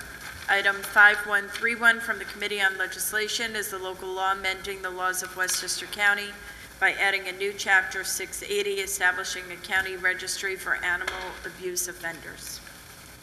Mr. Ryan. Thank you, Mr. Chairman. The Legislation Committee presents to you tonight our recommendation for a local law that amends our county laws by adding a new chapter that would establish the County Registry for Animal Abuse Offenders. And you know, as county legislators, we've often said that we're on the job like 24/7, and you never know where you're going to encounter a situation or a problem or a good idea. I can remember how back a while ago, a lunch here locally for me, probably an iced tea and a bacon, lettuce, and tomato sandwich, reading the sports section of the newspaper, turned into a working lunch as a constituent of mine sat down and representing the Westchester County Bar Association started to talk to me about the need for a county registry for animal abusers. Committee spent quite some time taking up this issue, and we learned that animal cruelty is a serious problem, resulting in the abuse of thousands of animals each year in the United States. We learned that New York State has criminalized the cruel treatment of animals, and although that has occurred, animal abuse continues to be a problem here in Westchester County. Last decade, there have been over 1,000 cases where animal abuse was suspected. There have been approximately 200 convictions on felony charges, misdemeanor charges, or civil violations relating to animal abuse. During our meetings, we heard from leading child and animal abuse protection professionals who recognized quite some time ago the correlation between animal abuse, domestic violence, child abuse, and other violent or sexual crimes. And both forms of abuse are connected in a self-perpetuating cycle of violence. Your materials in front of you tonight will give you some examples of what I've just made reference to. At a point when we launched our review of the topic, the Animal Law Committee of the Westchester County Bar Association made reference to some of those things and gave statements identifying the correlation between animal abuse and other forms of violence and abuse. And quite a bit of material received from the Westchester County Bar as they work to assist us. Other speakers that came before the Legislation Committee from local animal cruelty prevention organizations, domestic violence prevention organizations, and law enforcement corroborated the link between animal abuse and other forms of abuse, speaking about their personal experiences on the subject. And in addition, our own Commissioner of the Department of Social Services agreed that a public animal abuse registry would be useful in preventing child abuse. We know that a number of states, including New York, in recent years have considered legislation to establish registries of individuals convicted of animal abuse offenses. None have been signed into law thus far. However, here in New York, Suffolk County, Albany County, Rockland County have all adopted a local law creating such a registry. So tonight, through our report to you, the Legislation Committee finds that it's in the best interest of Westchester County residents to establish a similar system, and the proposed local law is in front of you. Thank you, Mr. Ryan. Mr. Gelfarb. Thank you, Mr. Chairman. Just very briefly, I would like to thank Chairman Ryan and the other members of the committee for a very, very thorough, lengthy, and really, really impressively analytical review and drafting sessions for that piece of legislation. It was really a terrific piece of work done by the committee. Thank you, Mr. Gelfarb. Mr. Mazzano. Thank you, Mr. Chair. I'll be brief. I'll say ditto for what Legislator Ryan said and what Legislator Gelfarb said. I enjoyed working on this law with the committee, and I would just say this for the record. While I do support the legislation because this is a cost-effective way to give lawyers and judges and prosecutors and advocates more tools to deal with both domestic violence and animal cruelty in a cost-effective way, so this is an easy vote for me. Let me just say, though, that I probably didn't have much choice on this because if I didn't vote on this, my wife wouldn't let me back in the door tonight. As you all know, the Mazzano family is a pet rescue house. We're a rescue family. We have a dog, our own dog, who's a rescue dog, and then we have usually one or two other dogs in our house who are waiting to get adopted. Right now we have Ginny. Anybody watching or any legislators and staff, if you need a dog, we have Ginny living with us. She's a lovely girl. It would be a great dog for you. But I do love animals. My family loves animals. And to even think of somebody being cruel to an animal, you see it on the news sometimes, and it just, it almost makes, that makes you cry when you see how evil people can be towards animals. So here in Westchester, we're taking a nice first step to give some tools to people who need it to crack down on animal cruelty, and to me, that's an easy vote. Thank you. Thank you, Mr. Mazzano. Mr. Harcum. Thank you, Mr. Chair. I rise briefly, say ditto, ditto, ditto. Like my good friend across the aisle, as many of you know who've been to either my abodes, my recent past abode or my current, I'm an animal rescue nut myself. I have 3 rescues living with me, and with my former wife and kids, we had as many as 6 or 7 at any given time. So I'm ditto with you. But I'm a firm supporter of the bill. What I want to do is touch on what Legislator Gelfarb said, and I want to thank Legislator Ryan for the process. It's often said about legislatures that we spend 90% of the time bickering about the 10% we disagree on. And I suppose that's true, and I suppose we do that too, but we do so much unanimously. I was so proud to be a member of that committee and to be a member of this legislature watching that process unfold. Republican and Democrat side by side, wordsmithing each word at a time from the ground up. And that's why we're here, regardless of our party, to do the people's business. And that's what happened with this piece of legislation. It worked as it should work. And I think we should all be proud of that accomplishment, the way it unfolded. And that's how we do most things. But for me, it just really crystallized with this piece of legislation. And I think everyone should be proud of themselves for their effort on this one. Thank you, Mr. Chair, and thank you, Chairman Ryan. Thank you, Mr. Harcum. Ms. Perez. Thank you, Mr. Chair. As Chair of the Public Safety and Security Committee, my concern for the welfare and safety of others isn't limited to just humans. So I am also very happy and very proud to support my colleagues on this. I'm also proud to be a part of that committee, and I'm really excited to see us come forward on this tonight. Thank you. Thank you. Other members? Ms. Shimsky.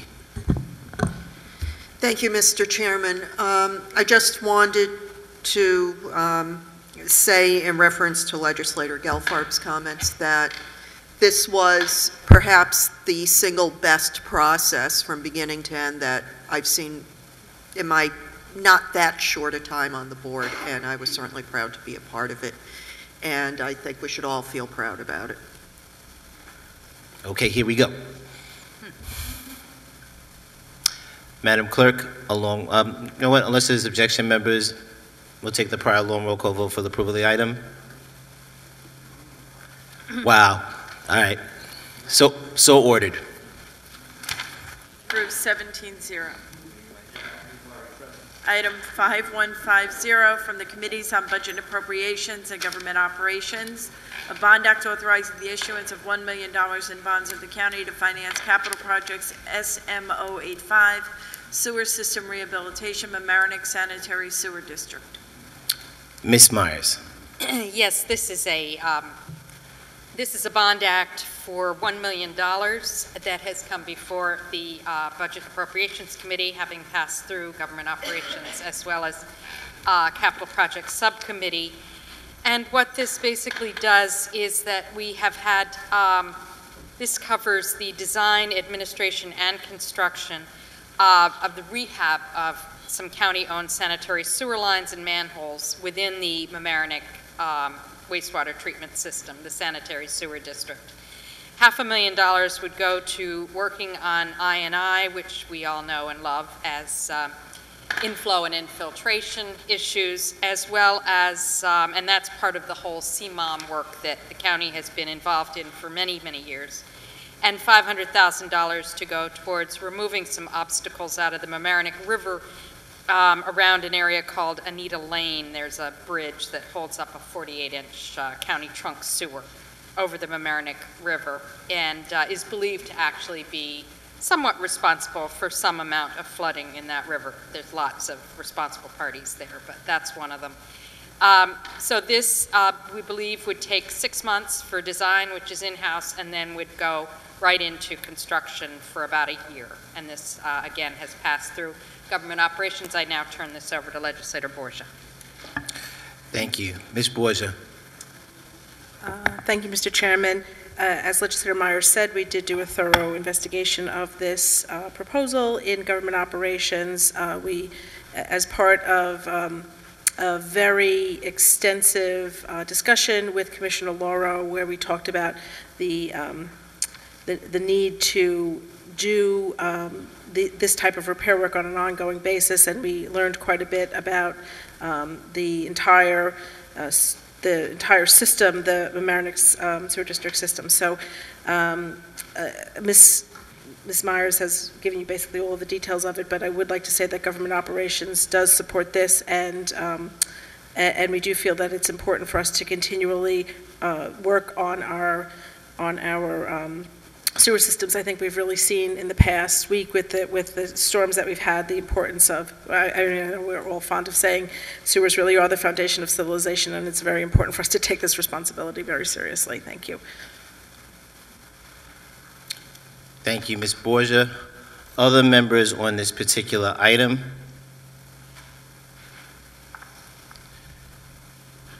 I was just looking at this particular item, Madam Chairs, on this particular item, SM085. I know we had initial approval on this particular item in 2008 for the sewer rehabilitation in the Mamaroneck Sanitary Sewage District back in 2008 for this particular project. This is one of those objects that we had appropriations again in 2009, and then we skipped over to 2012. So when we look at the bond acts that, as we have moved forward, especially in the sanitary sewer districts, to continue to review, that we see that these kind of items take some time, but look like we skipped a couple of years, and now we're back on the path for our sanitary sewer districts. Unless there's objection, members will take the prior long roll call vote for the approval of the item. So ordered. Approved 17-0. Item 5327 from the Committees on Budget and Appropriations and Government Operations, an act authorizing Westchester County to enter into agreements with the City of Yonkers and the MTA in connection with and to facilitate the construction, use, and maintenance of the River Walk Trailway in the City of Yonkers. Ms. Myers. Yes, this has come before the Budget and Appropriations Committee. The bonding has actually been done on this. This is just the last agreement that is necessary. This is an intermunicipal agreement between the City of Yonkers, the MTA, and the county to enter into the last portion of this trail going from Glenwood Station to the amphitheater to the Croton Aqueduct, I believe, trail. And this too has gone through Budget and Appropriations as well as Government Operations, and I will turn it over to Legislator Borgia. Ms. Borgia. Thank you, Mr. Chairman. As Legislator Myers says, this is not an act that requires any funding on the county's part. This is part of the larger Riverwalk project, which has been going on for many years, and once it is finally completed, it will be a very great asset for the County of Westchester. This project also is part of a larger development project that includes also the construction of an amphitheater and parking structure in the city's Trevor Park and the JFK Marina. So this is a project that the county board has supported for many years, and we believe that this is a valuable addition to that project. Thank you. Thank you. Members on this item. Ms. Breckman. Just want to say the bonding is done and now the agreement is put together, and it is going to be a great part of the City of Yonkers. Beautiful to walk around, and when that theater is open, people will go to the Kennedy Marina, go to the theater. It's going to really be great, and I'm very happy about that. Thank you. Thank you, Ms. Breckman. Other members on this item? I certainly want to thank all the members on this particular item that we have worked pretty diligently on this particular item from somewhere in 2010 prior to that, but it took the Board of Legislators, I think on a unanimous vote, to be able to move forward with the Yonkers Riverwalk connecting to the Croton Aqueduct and the amphitheater. And the 3 of the 4 legislators that were there at the time, the Legislator Burrows, Legislator Spreckman, and myself, were involved in that particular things, leading that particular charge, where there was a suggestion at the time that the administration did not want to move forward with that. Now it is fully embraced as something that is good for the county to get the Riverwalk done from the Yonkers line, the Bronx line, right on up to your neck of the woods up there, Mr. Testa, on the Hudson River Walk, to be able to go through and walk the entire length of the path. We have several agreements, and this is just another good opportunity. Unless there's objection, members will take the prior long roll call vote for the approval of the item. So ordered. Approved 17-0. Item 5534 from the Committees on Budget and Appropriations and Government Operations, a resolution setting a public hearing on the proposed increase and improvement of facilities for the county water districts as set forth in the district report dated April 12, 2012. Ms. Myers. Yes, I would like to call for a resolution setting a public hearing on this proposed increase and improvement of facilities for November 26th at 7:30 p.m. please. The public hearing is set for November 26th at 7:30 p.m. Unless there's objection, members will take the prior long roll call vote for the setting of the public hearing. So ordered. Approved 17-0. Item 5570 from the Committees on Budget and Appropriations and Government Operations, a resolution setting a public hearing on the proposal to amend the 2004 district report of Refuse Disposal District Number 1 in the County of Westchester to authorize the reallocation of approved expenditures for improvements in accordance with the report of the Solid Waste Agency dated March 12, 2012. Ms. Myers. Yes, again, I would like to call for a resolution for setting a public hearing on this proposal, which actually has to do with the gas to energy program in the Croton landfill.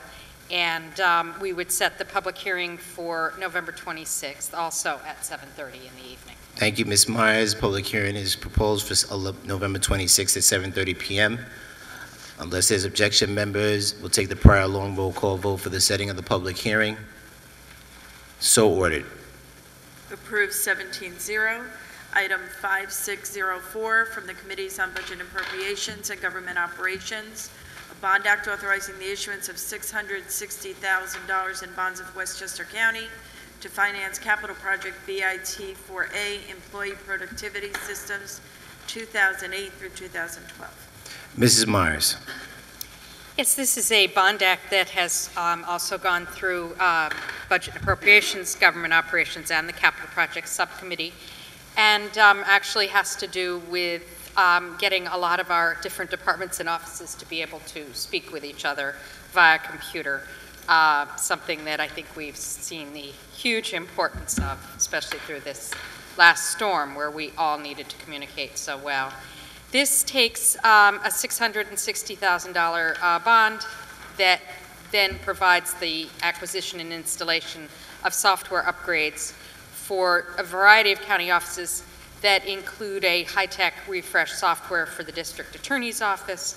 It provides some maintenance management system and fixed asset management systems to the Department of Environmental Facilities, Department of Public Works, and also reaches out to the Department of Parks and Recreation. And it's the extra $160,000 that's in this that goes for the district attorney's office to upgrade. I will turn this over to Government Operations, to Legislator Borgia. Ms. Borgia. Thank you, Mr. Chairman. This is part of a continuing program, I believe, in 2009. As part of this bond, there was some software purchase for the Department of Social Services, new health department, clinic management and billing systems, automated recertification systems. This continues that, as Legislator Myers says, it is software for many departments in the county, which will be reusable software components that can be assembled to meet the particular needs of each department. Legislator Myers listed the departments that will be impacted, and most specifically, one of the reasons why this came to us in the urgent manner in which it did was the portion that Legislator Myers spoke about for the district attorney's office. Their current software is not conducive to increased productivity in their offices, and they made a fairly urgent plea for us to pass this part of this bond. So Government Operations felt that it was in the best interest of the county to do so. Thank you. Thank you, Ms. Borgia. Members on this item? Again, members, when we look through the appropriation history on these particular items, we need to be clear and make sure that we continue to state for the record that this particular bond act, BIT 48, had an appropriation in 2009 for $250,000 in 2009, and then we skipped 2010 and 2011 as far as appropriations for this particular activity. So again, it's certainly something that we know we need to continue to invest in our infrastructure, in this particular case, our employee productivity systems. We saw how well those worked for that investment in Department of Social Services in reducing costs that allowed us to reduce some people a couple of years ago. Unless there's objection, members will take the prior long roll call vote for the approval of the item. So ordered. Approved 17-0. Item 5450 from the Committees on Government Operations and Environment and Energy, an act authorizing Westchester County acting by and through its Department of Public Works and Transportation to conduct examination of all county-owned facilities to determine the feasibility of alternative energy generation, including solar and geothermal. Mr. Kaplowitz. Thank you, Mr. Chairman. In conjunction with government operations, Chair Borgia, we took up this particular item. Through the years, we have looked to our county facilities and recognized that there are some opportunities in solar and geothermal for energy saving and energy generation purposes. Legislator Harcum, our majority leader, led us in this session, starting this review and working with the administration. Legislator Harcum and Mr. Oros, Mr. Astorino were able to come to an agreement whereby, working through our Public Works Department, the administration will look to triage all the facilities, those that it doesn't make any sense, those that they're not sure it makes sense, and those facilities that it clearly does make sense, to look to the opportunities to bring in solar and geothermal, and for that matter, any other potential energy-saving, generating ideas. This is going to save taxpayers dollars. This is going to reduce our carbon footprint. This is going to be a good thing for us here in Westchester County, and in conjunction with the earlier incentive for individuals and businesses to go into the solar installing business, I think it's a bright light idea in the time of year when we can use a lot of bright light ideas, particularly what we've been through in the last couple of weeks. So, Mr. Chairman, I urge colleagues to support this. Certainly look forward to the comments of Chair Borgia and Majority Leader Harcum, who gave a lot of yeoman effort on this particular item. Thank you, Mr. Kaplowitz. Members on this item. Mr. Harcum. Thank you, Mr. Chair. Would like to first thank Chair Borgia and Chair Kaplowitz for certainly all the work and effort they put into this, and for working on a negotiated agreement on this piece of legislation. I just want to share a couple quick points. We heard someone mention before that the Northeast was not appropriate for solar. I'd really greatly disagree. As long as you have unobstructed sun 80% of the time, solar is totally appropriate. And I personally have done a residence in a commercial horse property with solar, provided 50% of the power. The Northeast can be wonderful for solar. And what we wanted to do, I mean, going back to Legislator Rogowski and Legislator Abenanti, and certainly Legislator Kaplowitz and Ryan, every time under the old administration a roof project would come down, the discussion would be had, was it analyzed for solar suitability? You know, currently NYPA has $50 million in grant money, $30 to $50 million for municipal solar. So it's only appropriate, and the administration recognized the wisdom of this too, that we don't on a roof-by-roof basis keep going through this process, that we analyze all of them. And so when it's time to do a roof, we know whether we can apply for solar grants or not. So, you know, this is one of those win-wins. I hate to use a cliche, but it certainly is. As Legislator Kaplowitz said, we'll save tax money, create green jobs, stimulate the green industry, and certainly create clean, safe energy here in Westchester. Thank you. Ms. Borgia. Thank you, Mr. Harcum. Thank you, Mr. Chairman. I really have to agree with both of my colleagues who have spoken before me. This is an area where there is great opportunity in Westchester County, and as the government of Westchester County, we should be taking a leadership role, paving the way to show our residents and our businesses how solar, geothermal, other types of alternative energy can really benefit them and create not only economic opportunity through creation of jobs, but also to create more wealth in our community, because as we are able to generate our own electricity using the natural resources of the earth, we're all in a better position. In the Government Operations Committee, we did ask a couple of questions of our Department of Public Works and Transportation about how they would execute this. It seems like they are very committed to the notion of making sure that all of our projects we anything we undertake, definitely we look at all of these opportunities as they exist, and that they did describe to us their sort of rollout plan for how they would evaluate all of our existing properties. I really commend Legislator Harcum for making this as comprehensive as he was able to, because I think there's a lot of opportunity in our Westchester-owned facilities, and that will probably spur other industries, businesses, and residents in Westchester County to make the same evaluation, which will be beneficial to all of us. Thank you. Thank you, Ms. Borgia. Members on this item? Unless there's objection, members will take the prior long roll call vote for the approval of the item. So ordered. Approved 17-0. Item 4998 from the Committees on Government Operations and Budget and Appropriations, a bond act authorizing the issuance of up to $2,960,000 in bonds of the county to finance capital project P0022, northbound BRP access ramp at Elm Street. Ms. Myers.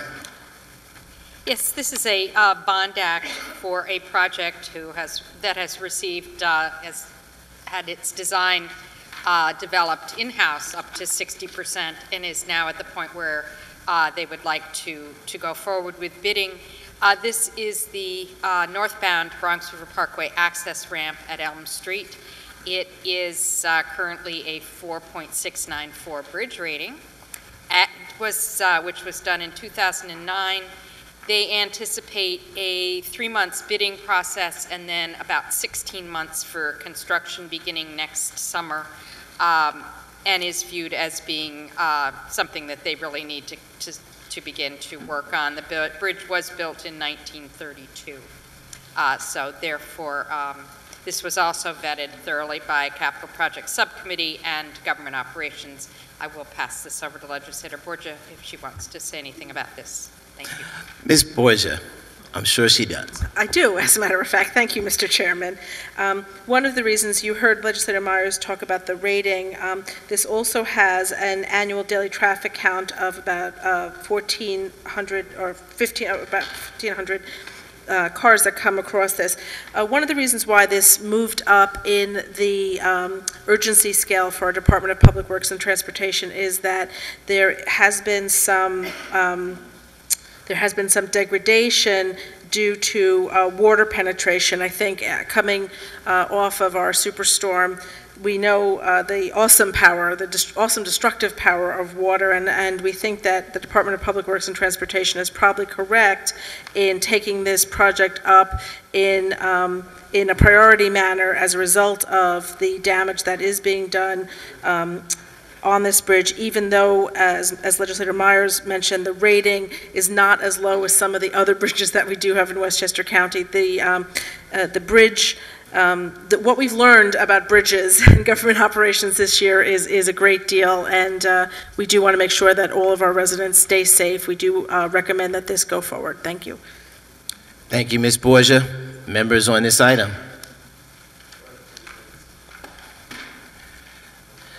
Just again, because we have to do this because it seems essential to make sure that we continue to clarify these items as we move forward. This item was appropriated by this Board of Legislators in 2010. That would have been done in 2009 for 2010 for the construction of this particular bridge. So that was part of our capital bonding appropriation in 2010 for $2.6 million. So we skipped over 2011 and got to 2012, where Legislator Chair Borgia mentioned, and Ms. Myers mentioned as well, that this particular project was moved up the list of particular requests from the administration. However, this board did approve this particular part of the capital project in 2010, which would have been in 2009. Unless there's objection, members will take the prior long roll call vote for approval of this item. So ordered. Approved 17-0. Item 5148 from the Committees on Government Operations and Budget and Appropriations, a bond act authorizing the issuance of $210,000 in bonds of the county to finance design of capital project RG112, general infrastructure, paving and resurfacing. Ms. Myers. Yes, this is bonding for the general infrastructure paving and resurfacing. in a variety of different county parks. These are not necessarily roadways that are heavily trafficked, but are actually used to access several of our parks and also to get our equipment in. This authorizes $210,000 for the design, and we would then see Parks and Rec come back to ask for the remaining amount of money that would be bonded. So moved, and I will pass this over to Legislator Borgia. Thank you, Ms. Myers. Ms. Borgia. Thank you, Mr. Chairman. As Legislator Myers said, this is more routine maintenance that needs to happen at our parks. It's basically paving, resurfacing at Croton Point, Wampus Park, Cranberry Lake, and Marshlands Conservancy. We did talk to the Department of Parks on this matter, not too extensively. It seems like it's a fairly straightforward matter. I think that they are anxious to have this portion approved so that work can begin, so that it will have an impact on our next spring and summer season in 2013. So we're recommending that it move forward. Thank you, Ms. Borgia. Members on this item? I was just looking to do the capital project fact sheet on this particular one, since there was not one attached. We could not go through our normal appropriation history on this particular item, but clearly it is not an amendment, so it is in a bond capital project budget somewhere. Unless there's objection, members will take the prior law and roll call vote for approval of the item. So ordered. Approved 17-0. Item 5191 from the Committees on Government Operations and Budget Appropriations, a bond act authorizing the issuance of $800,000 in bonds of the county to finance capital project RGI P5, General Infrastructure Roofing Systems. Ms. Myers. Yes, this is also a request from the Department of Parks and Recreation that has been vetted through Capital Project Subcommittee, Budget Appropriations and Government Operations. What this covers in terms of roofing are basically many of the picnic pavilions that are found throughout our park system, where they have been, they have suffered under some pretty obvious weather conditions over the years.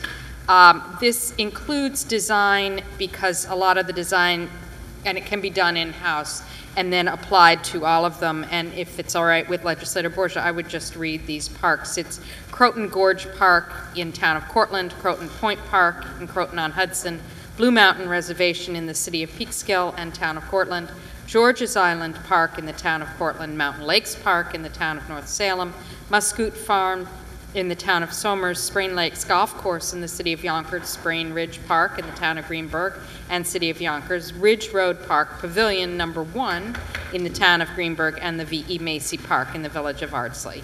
And again, this is something that Parks and Recreation is eager to get going on, because all the work that can be accomplished in the next few months will then bear fruit in the summertime. So moved. Thank you, Ms. Myers. Ms. Borgia. Thank you, Mr. Chairman.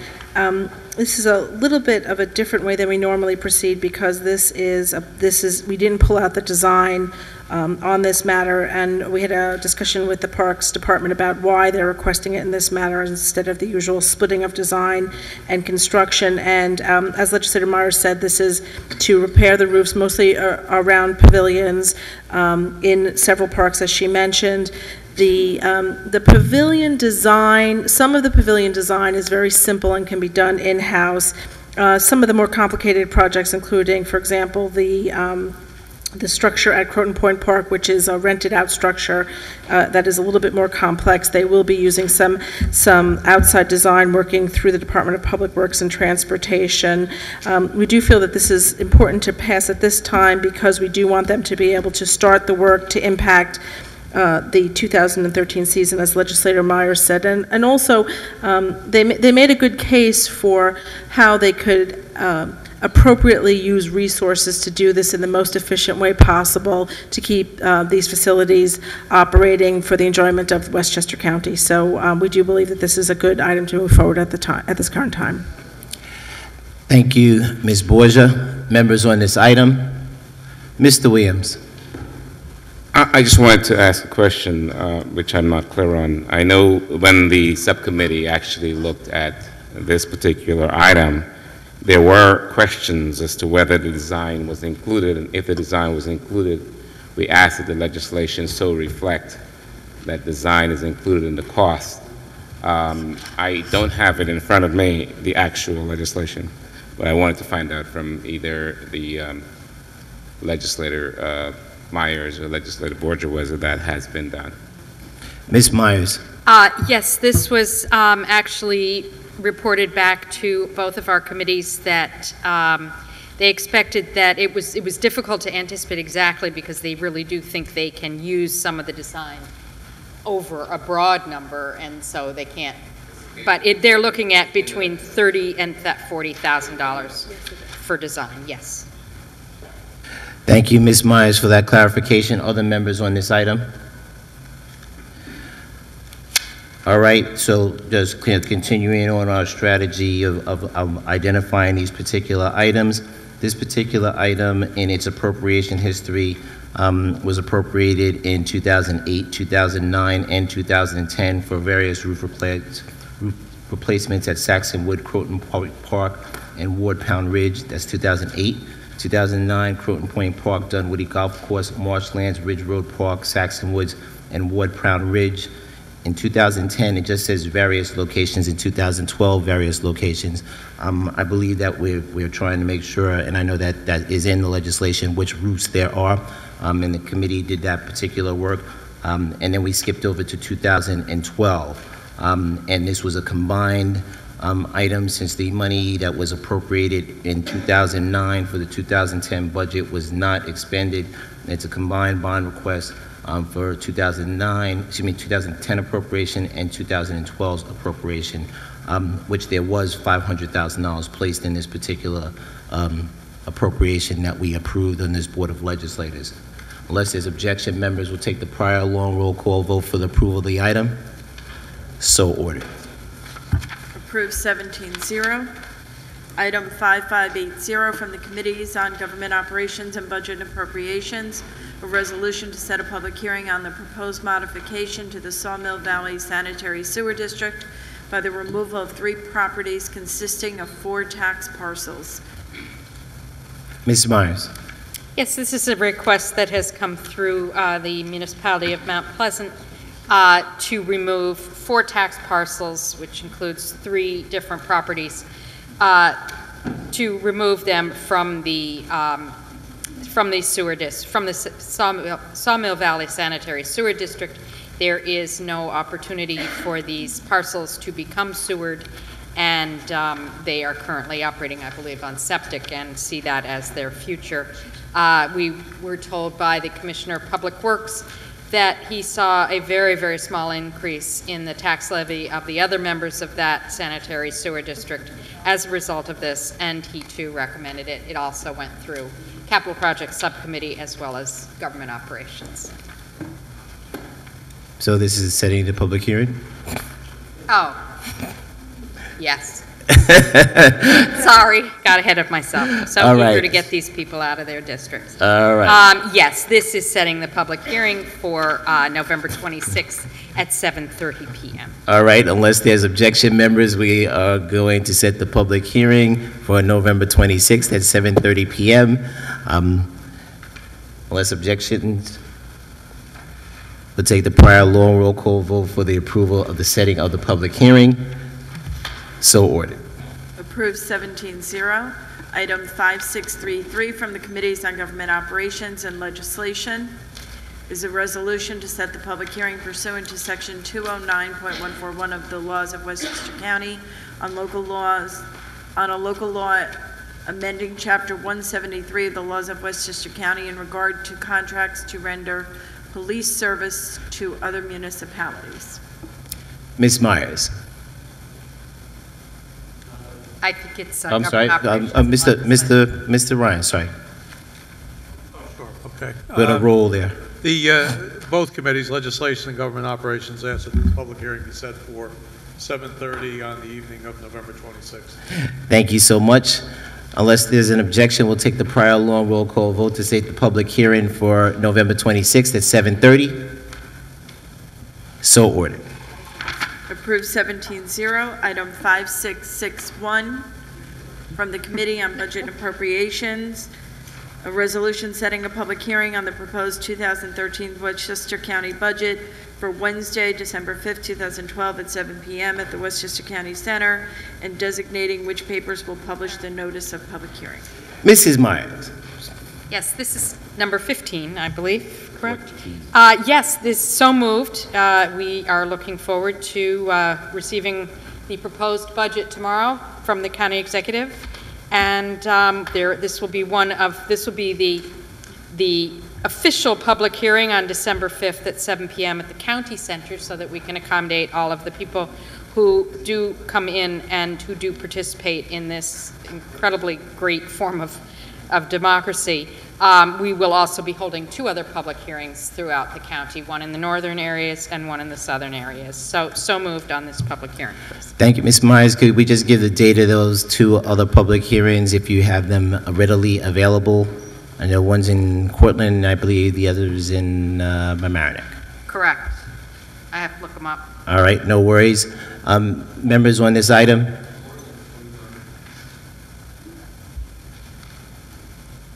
Unless there's objection, members will take the prior long roll call vote for the setting of the public hearing for the 2013 county budget on December 5th. So ordered. Approved 17-0. Under special orders, item 5657 from the Committees on Government Operations and Budget and Appropriations, an act authorizing and directing the Department of Public Works and Transportation to perform certain repairs to the roof of the Department of Emergency Services main facility. Ms. Myers. Yes, if I could just to go back with an answer, thanks to my trusty iPhone. We have a budget hearing set up on November 20th in the village of Mamaroneck, which will be held in the Village of Mamaroneck courtroom at 169 Mount Pleasant Avenue in the Village of Mamaroneck, conveniently located close to the Boston Post Road and lots of really good restaurants. And secondly, we will have another public hearing on November 29th, which is a Thursday evening, and that will be up in the northern area, up in the Cortland Town Hall, also beginning at 7 p.m. Thank you. Okay, and then what are we going on to now? You're on special order number 2 on the DES main facility renovation. Okay, this is the act, yes. This is the act that's authorizing and directing the Department of Public Works and Transportation to perform certain repairs to the roof of the DES main facility, a roof that is leaking, a roof that has been leaking for quite a while, a roof that is, because it's leaking, is causing members of our Department of Emergency Services, who we really desperately need, especially over the past, we've needed them desperately over the past 2 weeks. They are falling. We're getting calls from our fire chiefs in all of our municipalities. We need to fix this. We believe we have a good way to quickly fix this with a transfer that we had originally authorized back in July that was originally going to fund the emergency repairs to the Ashford Avenue Bridge. We didn't use it for that. It was, we had told the administration to transfer this money to an account so that it could be held in abeyance, and we would like to, we are urging our fellow legislators actually to authorize this act that would allow this money to be used right now for the performance of these repairs. So moved. Ms. Borgia.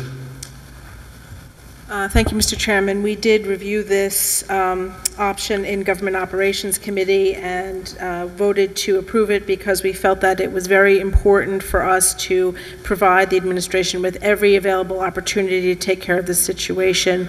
We've heard a lot over the past year. There's been quite a bit of back and forth discussion about this matter, but consistent through all of those discussions has been our unified desire to fix this roof.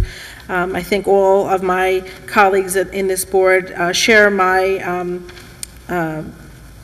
urgent wish that we do make these repairs. I think during our most recent storm, we once again saw that these are urgent repairs that need to be made. This is a way to get them done.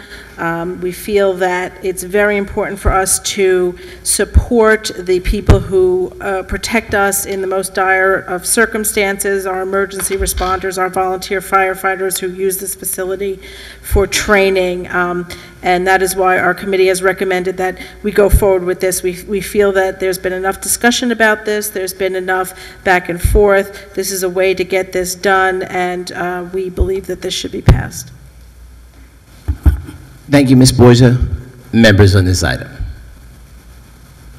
Mr. Harker. Thank you, Mr. Chair. If you members will indulge me for just a moment, I know the hour is late. This has been a confounding and as a frustrating an issue as I've had in my 5 years here. You know, the roof is broken. It's a danger. It needs to be fixed. You know, I'm very frustrated that we have not been able to get this done. You know, people have accused this body of playing politics with this. You know, I just want to set on the record that the last 2 years, this administration has gutted the Department of Emergency Services, who, as Legislator Myers said, have proved so valuable and heroic during both Irene and Sandy. And it was this body that restored those cuts. So, you know, I kind of resent this notion that we are somehow playing politics with the Department of Emergency Services when we're the ones who restored them to the staffing levels they need to be at. You know, we had a good conversation before about the genesis of our solar inventory legislation, and this building was part of that. So out of frustration can come good things, and you know, it was the consensus of this caucus that this was one of those projects that came without an inventory, without an analysis of whether it was appropriate. And the Bond Act came down to us. We took it up in January. And it's curious to mention, though, the Bond Act never even mentioned the word roof. It talks about electrical systems, and, you know, the numbers didn't add up. So, you know, just on its merits, that Bond Act should have been scuttled and a new one sent down. And then we spent 5 months getting misinformation. We were told that the roof could not sustain the weight of solar. It would take a $2 million infrastructure repair to do that, and that it was unsuitable for solar because of location, even though the building next door had solar. And we learned that both of these were false, both from NYPA and from the prior commissioner of DPW, who said studies had been done and that it was appropriate. And still, we weren't saying the solar had to be done, we just wanted the analysis done. Because once a roof is built, if it's not engineered in, you can't do it. So all of us were frustrated on both sides of the aisle, and in good faith, members of both committees, Budget and Appropriations and Government Operations on both sides of the aisle, asked me and other members of leadership to see if we could sit down and negotiate this with the administration. So you and I, Mr. Chair, met with the Deputy County Executive and the Chief of Staff, and we worked out a very simple compromise that the solar design would be incorporated into the design that was currently being done, and then we would go on a parallel track. The roof would be replaced, and the administration would work with NYPA to seek funding. Remember, we spoke about the $30 to $50 million in funding that's out there, and this administration turned away $330,000 in NYPA funding for the Valhalla campus. So we know the money is out there. So we worked out this very simple compromise that a week later was reiterated in a meeting with Legislator Kaplowitz and myself and Mr. Oros. Again, put the solar in the design, parallel track, we pass a bond to build the roof, the administration works with NYPA to get grant money for the solar. And in the meantime, in good faith, we told our colleagues that we had worked out this great compromise.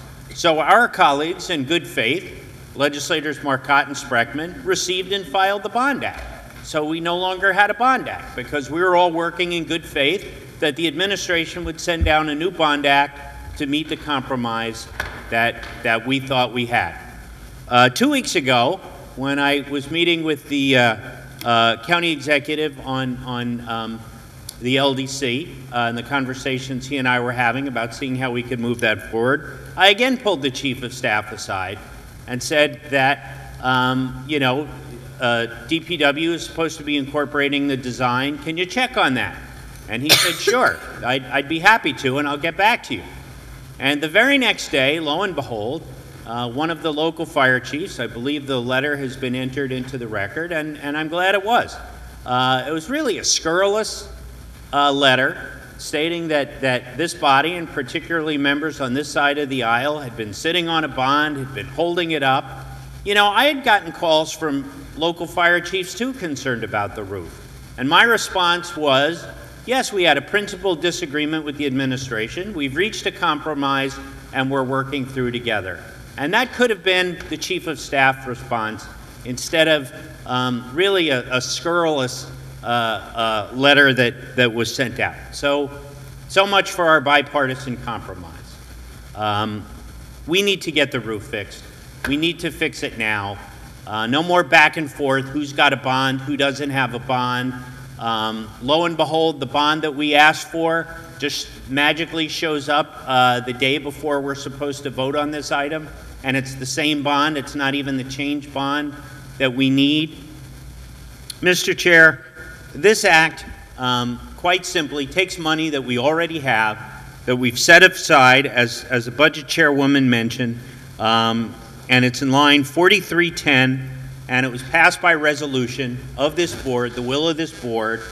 And some will say, well, perhaps it shouldn't have been done by resolution, it should have been done by act.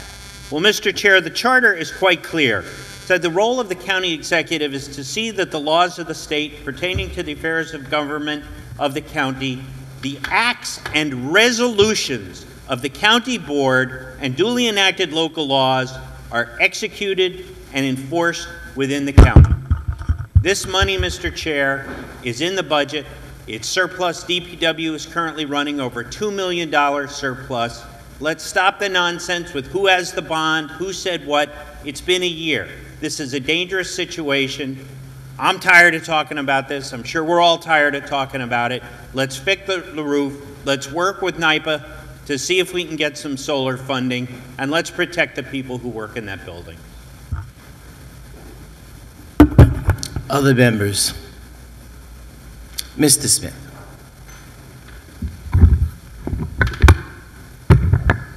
Thank you, Mr. Chairman. Let's go through the history. I'd love to look at the clock and look at the agenda and say that I'm the last thing between us going home, and I'm going to be short. I may be the last thing between we go home, but I'm not necessarily going to be that short. So I apologize to my fellow legislators. The history on this, the administration recognized this as an issue in November 2011. They submitted it in November 2011. As the passing of the legislative term in December 2011 passed, this legislation died. It was resubmitted again in January 12. So the administration and many people have been aware of the issue with this route for a long period of time. As I've been involved in the various discussions for this legislation, it keeps morphing, it keeps changing. The most recent discussions talk about the emergency basis for replacing the roof. We're aware of the conditions of the roof, or someone was aware of the conditions of the roof, dating back to November of 11 and in January of 12. And we've discussed it extensively since that time. Now, going through this in the framing this as an act, as opposed to a bond, really to me appears just to be a mechanism to get this through in one form or another, just to get it done. If we look at hundreds upon hundreds of roof replacements that this county has done, they have been done in virtually every circumstance as a bond. In fact, in committee meetings today and earlier this week, we had similar issues for lesser amounts of money that went through as bond items. Those of you who have a finance background, have an accounting background, will know that when you replace a roof, it's not a repair. You're creating a new asset that's got a new life. Items like that are capitalized. Capitalized items are financed. You finance these items through bond items, through bond issues. This is not. This is, as previously discussed, as an emergency item. Now, as I pointed out in committee discussions, solar panels are not emergency items. Have not been, will not be. Today in committee meeting, we received a letter in the midst of the meeting from Jim Robertson, Assistant Chief Deputy County Attorney in the County Attorney's Office. In it, he wrote, and this was distributed to everyone, it was discussed, and the committee members were aware of this before they voted. The committee report assumes that there is money in account 4310 from the resolution 59-2012, which cites section 167.171 of the county charter. Said emergency appropriation section does not require the county executive's recommendation. However, we believe that such resolution 59-2012 did not legally transfer funds. Going to the end, if the BOL directs the commissioner to make the repairs and capital improvements to the DES main facility using account 4310, there is no money in the account 4310, then the commissioner cannot accomplish the task as there is no appropriation to do so as required by section 167.121 of the county charter. Now, throughout committee discussions last week and prior weeks and today, we were told all along that the manner that this was going through and why we voted on this in its framework as an act and not as a bond is that we could run this through as a parallel track. We were doing it as a parallel track. Now, we had the other track coming down tonight, which was the bond item, and that was buried. So whether it was intentional or not, there was never a dual track. It never showed up, even though it was submitted. Now, during committee today, it was discussed that this was legislation of frustration. Well, legislation of frustration will not repair this roof. If the county attorney office says that the commissioner of finance will not be able to finance this in the manner in which we're passing it tonight, you know what? The roof is still going to leak. It's still going to leak. Now, we had discussions. We had a discussion earlier, and we had an item that we voted on about a half hour ago, where we talked about doing inventories for roofs to see what was appropriate. And to quote Legislator Kapowitz, he says, "We should be putting solar where it makes sense."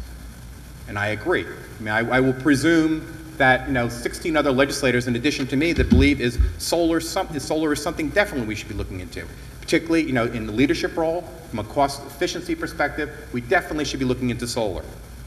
But then to follow up with what Legislator Harcum said, is that we don't want to be doing this on a case-by-case basis. We want to look at it in a comprehensive manner, which makes sense. But tonight, we are presupposing that solar on this roof is what works and is what needed. Now, dating back to earlier in the year when we had testimony about the roof, we had a payback of 72 years. 72 years payback on a roof, a solar system. With some machinations, with some twists, some changes, the numbers came back, and they came back a little bit better. They came back for 60 years. I doubt that there is one homeowner, or I doubt there are many homeowners in Westchester County that would invest in a solar system if they were focused on the return on investment. Now, we're not homeowners. We are custodians of the taxpayers' money. For us to make an investment in something that would require a 60-year return, we are not being good fiduciaries of the taxpayers' money. Now, today in committee, we also had discussions along the line saying, well, we would hope that we wouldn't have to pay for this. We hope that we would get a grant to pay for this solar system. But we're hoping for a grant for this solar system. And the fact that money was available in the past is no promise that money will be available in the future. Now I raise the question, what happens if we don't get the grant money? Does this act, as written, presuppose that we will spend county dollars to build the solar system for which we receive no grant, which currently has a 60-year payout? And I was told that's a good question. There was no answer to that question, but again, in the light of the legal opinion saying that it can't be funded, in light of a 60-year payout, and in light of the fact that we don't even know whether this act is going to require taxpayer dollars to be spent to build a solar system, it was still put ahead and passed. I do not want to see another lawsuit on this item. I want to see a roof. We all want to see a roof. The reality is there's a right way to do things and a wrong way to do things. Earlier tonight, we heard much congratulations and people speaking well about how well the process worked with the Animal Abuser Registry. Well, to that yin, this is the yang. And to echo Legislator Harkin's point, this is not a good example of us at our best work. I mean, clearly, I think future legislatures should look at the process on this and say this is a case study as to where we, in this particular instance, did not serve the taxpayers of Westchester County well. We need to get this roof. We need to get it done immediately. We tie it up with this act, we're not doing anyone any favor. We're going to have a roof that's going to create more problems, create more dangerous situations. I implore this group to do this thing the right way. This is a capital item. It's a bond item. You vote for it and pass it through as such. The consequence and engineering for a roof that can support solar, yes, that makes sense.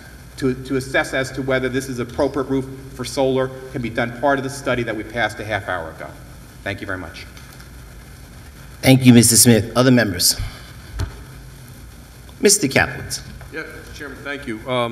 I was in one of those meetings. I think the agreement still goes forward. I'm not convinced that, in fact, we're in any different position than we are. And the problem with this legislation is that we all recognize that the roof needs to get done. The problem is, I think some of us believe this is just not the way to do it.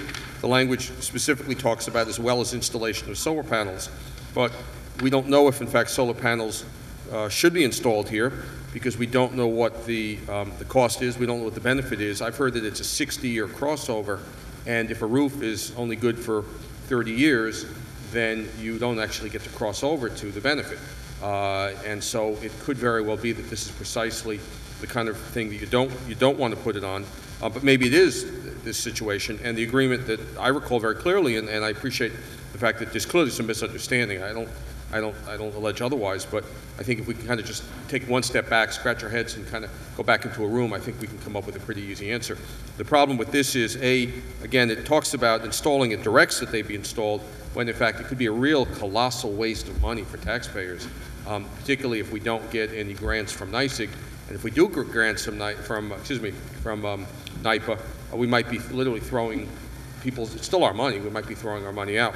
Secondly, in this particular market, we're going to get a bond, we're going to get our budget tomorrow.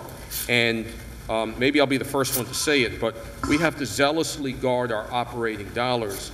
And line 4310, whether we did or did not transfer monies to other operating accounts, I would dare say we're potentially going to need those dollars for other purposes in this operating budget, and so we should not tie our hands. Furthermore, as everyone on this budget knows, this is precisely a capital item that, as Mr. Smith indicated before, should be capitalized when you put a roof on or do this kind of work.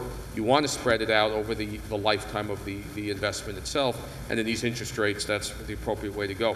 The final problem is that in the end, this isn't going to do anything except just waste a little bit of time, because likely the county exec's going to veto it and we're right back to square one anyway. So I guess instead of wasting all our time, maybe we can just at this point, double back, let's all meet in a room, figure out, in fact, because I don't believe the administration has reneged on the agreement. Maybe they have, in which case then we all need to be aware of that, and we'll go forward and find some other way to do it. But to just direct us to put installation of solar panels, I can't agree to that, because I can't agree to a 60-year crossover in terms of bringing dollars back to the taxpayer. I don't care whose money it is, it's still our money, and you could be replacing that roof twice in that period of time, and literally just taking the money, sticking it up on the roof, and watching it blow away. Other members? Mr. Ryan. Thank you, Mr. Chairman. I wouldn't want to appear cynical at this point, but it's possible that we could set in motion as a group a list of work to be done, and who knows, maybe maybe the most important piece of work would get done, and then we end up debating forever all the other items of work that were on the list. That's a possible outcome here. Mr. Harkin touched on, it's almost difficult to decide where to start with all of this. A lot of good points being made. You almost want to duck because there's so many good points flying around on this floor tonight. But, you know, for those who are interested in seeing solar installation and are curious about whether or not the state is in position to do that, it's my understanding certainly that we have upwards of $50 million available from the state for qualifying projects. So we can keep that in mind. Mr. Smith commented on kind of set this up as a choice between an act or a bond. And I'm not sure I followed that, because if our choice was a bond, then it would be a bond act. I think maybe it's really a choice between the source of the funding. It's whether or not you produce the funding through the issuance of a bond, or you identify as the source of your funding savings. That wouldn't be the first time. Everyone on the floor remembers, I don't know, I guess back in November, it was November of last year, the $18 million pension payment. And, you know, in fact, we weren't even given the courtesy as a legislature to decide how we wanted to fund that, because an end run was done around us. And after that payment was made in November, for those of you who are concerned about paying out and starting to accomplish something early before you decide on how you're going to finance it, I'm going to talk a little bit more on this illustration, because back in November, the large payout, one of the largest unauthorized payouts made in the county's history, was in fact done to the tune of $18 million. We were circumvented, and what we saw was about a month later, I guess, or in December, what was brought to the board was a way to finance that. And what we would do is simply draw upon the money available through the PPC, the medical center's revolving credit line. Well, how ridiculous. Excuse me for laughing, but I mean, and we all, I hope we all, joined together collectively to shut that down, because that was one of the most ridiculous suggestions I think that had come down the pipe. You couldn't use the Public Benefit Corporation's revolving credit to finance the pension payment. But anyway, the point was, it followed this massive payment of $18 million. So let's jump right to the end of that story. So how was that finally financed? Through a bond? No. Could have been, but it wasn't. It was finally financed through savings, massive savings. In fact, I picked up to bring in here, I just want to kind of show us a visual. This was the transfer resolution. In fact, the November 2011 payment of $18 million wasn't presented, the way to finance that wasn't presented to us until June of 2012. And in June of 2012, look at the schedule we received. Everybody remembers this. Look at this, 7 pages. All of these accounts, all of this savings. All of a sudden we found savings to do all of these things. Well, you know, I think that some of the statements we heard today, one in which was there's an account and there's no money in it. And so if there's no money in it, the finance commissioner can't possibly authorize the payout. Well, the reason why there's nothing in it is because the transfer was never made. And the transfer was never, that was never made became a subject of debate today, because we saw a memo from James Robertson. We saw that come through, and he talked about, he cited section 209.91 of the charter, and that talks about, you know, how you use a resolution. He went on to cite another part of that 209.91, talking about the use of a resolution for the board to express its opinion, to state its will, to give direction. Section 706, incidentally, which he didn't bring up, of the charter, mentioned that the board can proceed by local law, act or resolution. It makes reference to resolutions that would involve the expenditure of money. Section 110.11 The CE is to see to it that resolutions of the board are executed and enforced, but I don't even want to go there, okay? This tonight isn't a debate about process. The point is that we all know in this room that our massive budget and our spending plan has the resources in it. Right now, tonight, at this hour, the resources are available to do this relatively small job compared to our overall budget. And you know, we have common ground. I heard a Republican say a little while ago, he wants to see the roof fixed. I heard a Democrat state a couple of minutes later, he wants to see a roof fixed.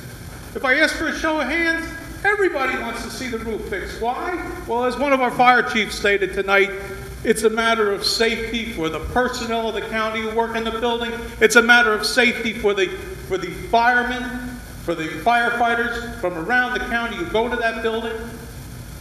It's a matter of safety. It's also an important matter for us because we're going to lose that building.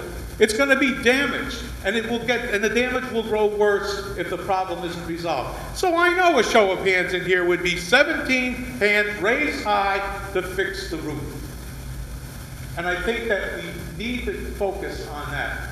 Let's not get lost in the process. Let's not, keep going back to this afternoon when the chief of staff said, but there's no money in that account. Well, we know there's money somewhere in the picture. And it's money that's available for exactly this purpose. And I tell you, if any one of us had to make the decision at this hour to fix the roof, I know each one of us would set in motion what was necessary to bring that about. And once again, not to beat up on the point, but the fact remains that we have in the rearview mirror, still very visible to us, a huge amount of money that was set in motion to accomplish something before this government knew how it was going to cover it, how it was going to cover that expenditure, that outlay.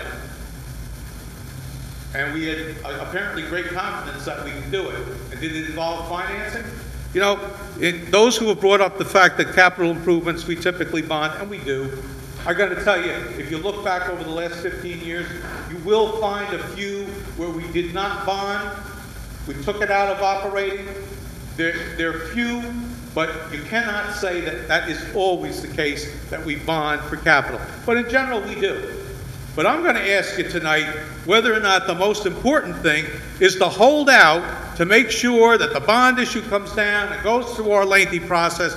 Is that the most important thing tonight, or is the most important thing tonight to have the administration move forward to fix the roof before we lose the important facility that is up there, that houses classrooms and 60 control and administrative offices and all of the uses that we put to the garage area, the bays, before we lose that, but more importantly, before perhaps one of the members of our staff or some firefighter from around the county is in that building for training or whatever purpose to bring them there, and they fall and they're seriously injured because we can't keep the water off the floor. So I'm not going to go any further with it, but I really think that by keeping the eye on the ball tonight, we would be doing something that we need to do. And keeping the eye on the ball tonight involves our kind of subordinating everything else to the most important action we can take this evening, and that is to move this and do our best to explain to the county executive the same way we always find savings in the system. All right? This is too important to think that, let's argue about process for weeks. Find the savings, go ahead, fix the roof, get this over and done with. Thank you, Mr. Ryan. Ms. Shemsky. Thank you, Mr. Chairman. Some people might look at this and shrug their shoulders and chuckle and say, ha, government can't get anything done. Well, the fact of the matter is, throughout our history, government has been able to do much bigger things than this in a much shorter period of time. And heck, we've even been able to do much bigger things than this in a shorter period of time.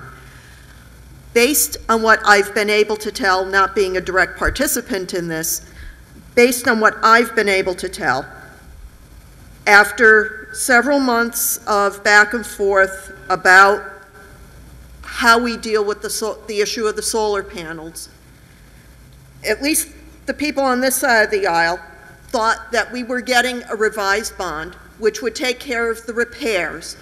Then, on a parallel track, which means a separate track, not mixing the finances, we would seek outside funding for the roof.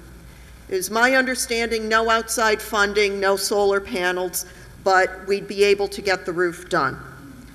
Well, after a number of months of waiting, asking off and on where the bond issue was, the next thing we heard was an email from our fire chiefs castigating us based on representations made by high-ranking officials in the county executive's office that we were sitting on a bond for 13 months. Now, of course, that bond, as pointed out, had been received and filed, and we were led to believe that another bond was on the way, which apparently no one ever intended to send to us. Now, I don't pretend to be able to look into the deep inner recesses of men's souls, so I'm not going to judge on what the primary intent of all of this was, whether there was an intent to fix the roof at all or not. I'd like to think that there was, but something got seriously off the rails here, no question about it.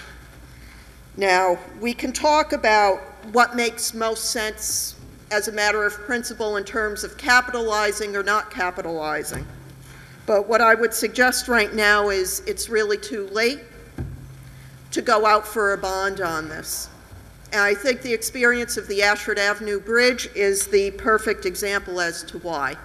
We had several pieces of concrete fall off that bridge onto the New York State Thruway in June.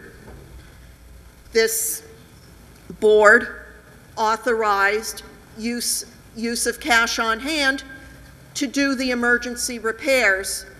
The administration held tight, held firm, said, no, we need a bond issue, and guess what? We're almost on Thanksgiving, and those repairs still are not complete. Remember, there can very well be dire financial consequences to delaying so we can get the the supposedly financially advantageous bond, because we're risking personal injury lawsuits, which may end up being worth multiple times the $600 and some odd thousand it costs to replace the roof. At this point, we know we've got the fund transfer, which was never used, from July for the Ashford Avenue Bridge. Funds can be drawn from that. There's been discussion tonight about a $2 million surplus currently existing in the Department of Public Works. We have the cash for a $600,000 job, whether that might be optimal in the best of all possible worlds or not. We need to get the roof fixed. We owe it to our we owe it to our first responders. We owe it to our taxpayers. We have the ability to do it. I'm voting for this particular piece of legislation as one possible mechanism. But the fact of the matter is the county executive has a short menu of options he can take to authorize the fundings and to begin the process tomorrow. And I'm going to vote for this tonight. I hope as many colleagues as possible vote with it. And I implore the county executive to just get the work done at this point before we run up more expenses. Thank you. Mr. Burrows. Thank you, Mr. Chairman. I'm going to make it short and sweet. It's the first time I've spoken tonight, and you know, this is a classic example of why people look at politicians and they look at us with disrespect. They look at us negatively. You know, as Legislator Ryan just said, if we took everybody's vote independently, we all acknowledge this roof, the place has to be fixed. Each one of us acknowledge that. But you know what? We're going to go through a process. We're arguing with the county executive as to whether he did it the right way. We're arguing whether solar roofs should be here. You know what? It makes no sense. And anybody looking at this meeting is going to say, there they go again. We all agree we need to get a roof. county executive brought this to our attention November of 2011. Some of us knew it before then. Because of the budget season, because of a change, we couldn't deal with it in November. County executive brings it rightfully off in January of 2012. And one of our members, one of our meetings, pointed out to George Oros and said, would you prioritize all of these capital improvements that you want? And guess what he prioritized as number one? The roof on this building. And this board, now we're in November, over a year when it's first proposed, over 11 months when it was proposed in this session, and we still haven't done anything. And we're arguing about whether there should be solar roofing there, whether it should be done by bond, whether it should be done by resolution, if there's enough money in the account. Outrageous. Outrageous for 17 people being paid $50,000 a year to argue about this foolish issue, when we all, as Legislator Ryan says, acknowledge this roof has to be done. Unfortunately, I think too many members, and I'll say on that side of the aisle, are married to having solar roofing right now. Despite the fact that we've heard that a 60-year crossover, whether it's 75, 60, whatever it is, it doesn't make sense. Yet we're going to go and say we want solar roofing, or we want to have an inventory of it, and we're going to hang ourselves on our petard on that. So let's do it. We've already heard from an assistant county attorney, somebody who I think both sides of the aisle would say is very neutral, doesn't play politics, isn't led by whether the county executive wants or what the county attorney wants, and pointed out that this line doesn't have the funding for it. Yet, I believe there's going to be a majority of people, particularly on this side of the aisle, who are going to vote for this. So, you know what? Legislator Harcum started out, why are we playing politics with this issue?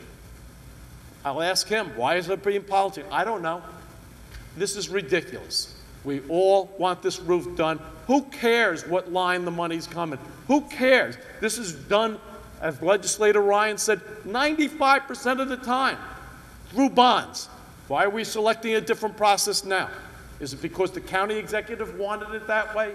I don't know. It makes no sense. I'm not on the budget committee.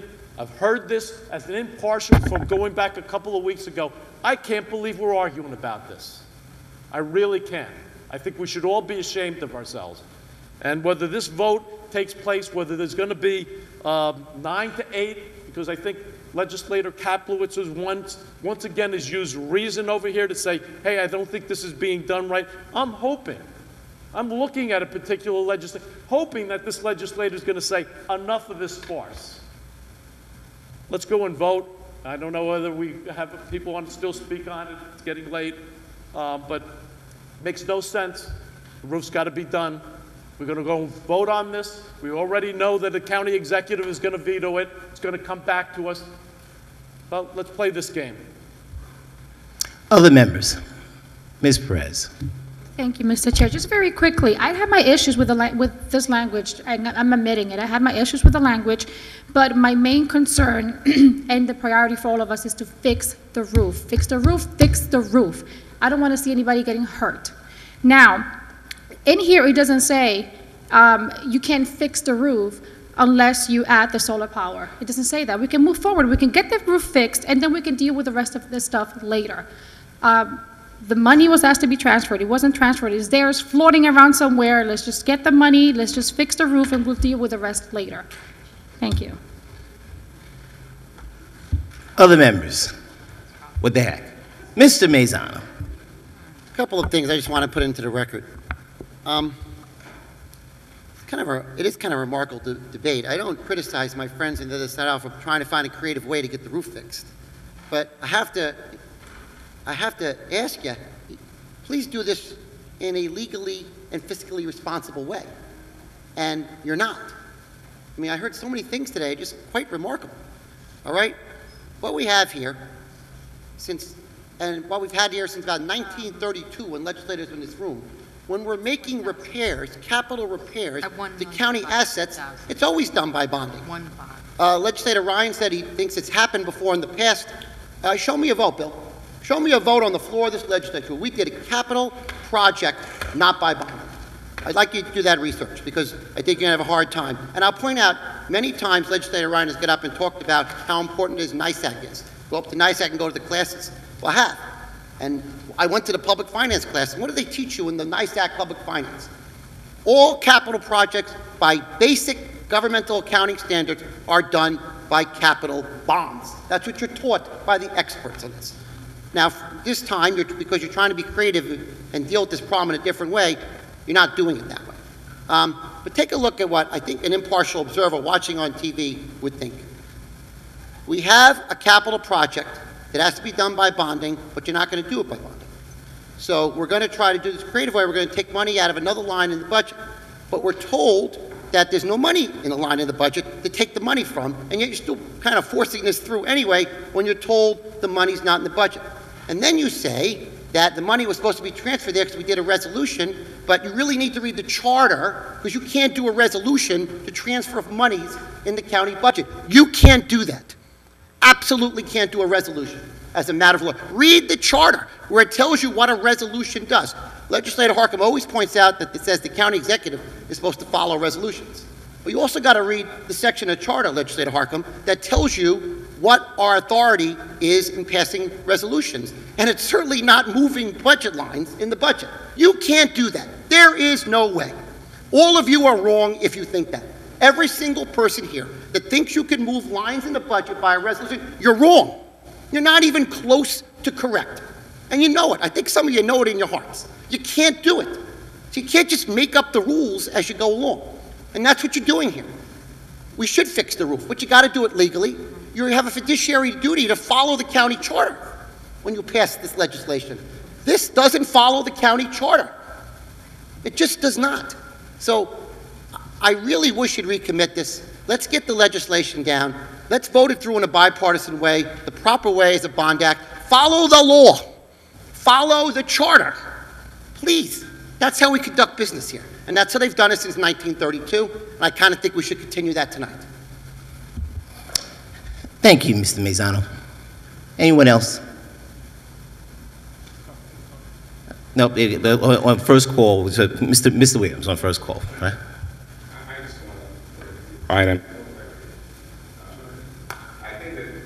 I think that we should definitely be working to get this done. But I want to clear up a few things that have been said which are not really supportable. One, that a capital item must be paid by bond. There's absolutely no accounting, financial, any rule that said a capital item must be funded by a bond. Capital items are funded by cash, a lot of times. The nature of the asset is not determined by the source of its funding. Let me give you an example. Do you know that most of our capital items are purchased from cash? We bond later. But 90% of our capital items are funded out of cash. I ask this question every meeting that we have a capital project subcommittee. So I understand people might be against doing it this way, but don't let us use, things that are not really, really truthful. Secondly, in terms of there's absolutely no provision in the charter for transfer by resolution, there is a provision in the charter that says that we may, as a matter of fact, I just brought it up, and I'm going to quote it for my friend, Mr. Mazzano. All right. Well, you said by resolution, there's absolutely nothing. And when you use the term absolutely, you've got to be absolutely correct. And you're not, because there's a provision in the charter that allows us to transfer funds, and it says by act or resolution of the board, basically. It says by act or resolution of the board. I'm not going to read the entire section, but you said absolutely not. So I mean, you can't use terms like absolutely not when there are provisions. You may disagree with it, but don't use absolutes.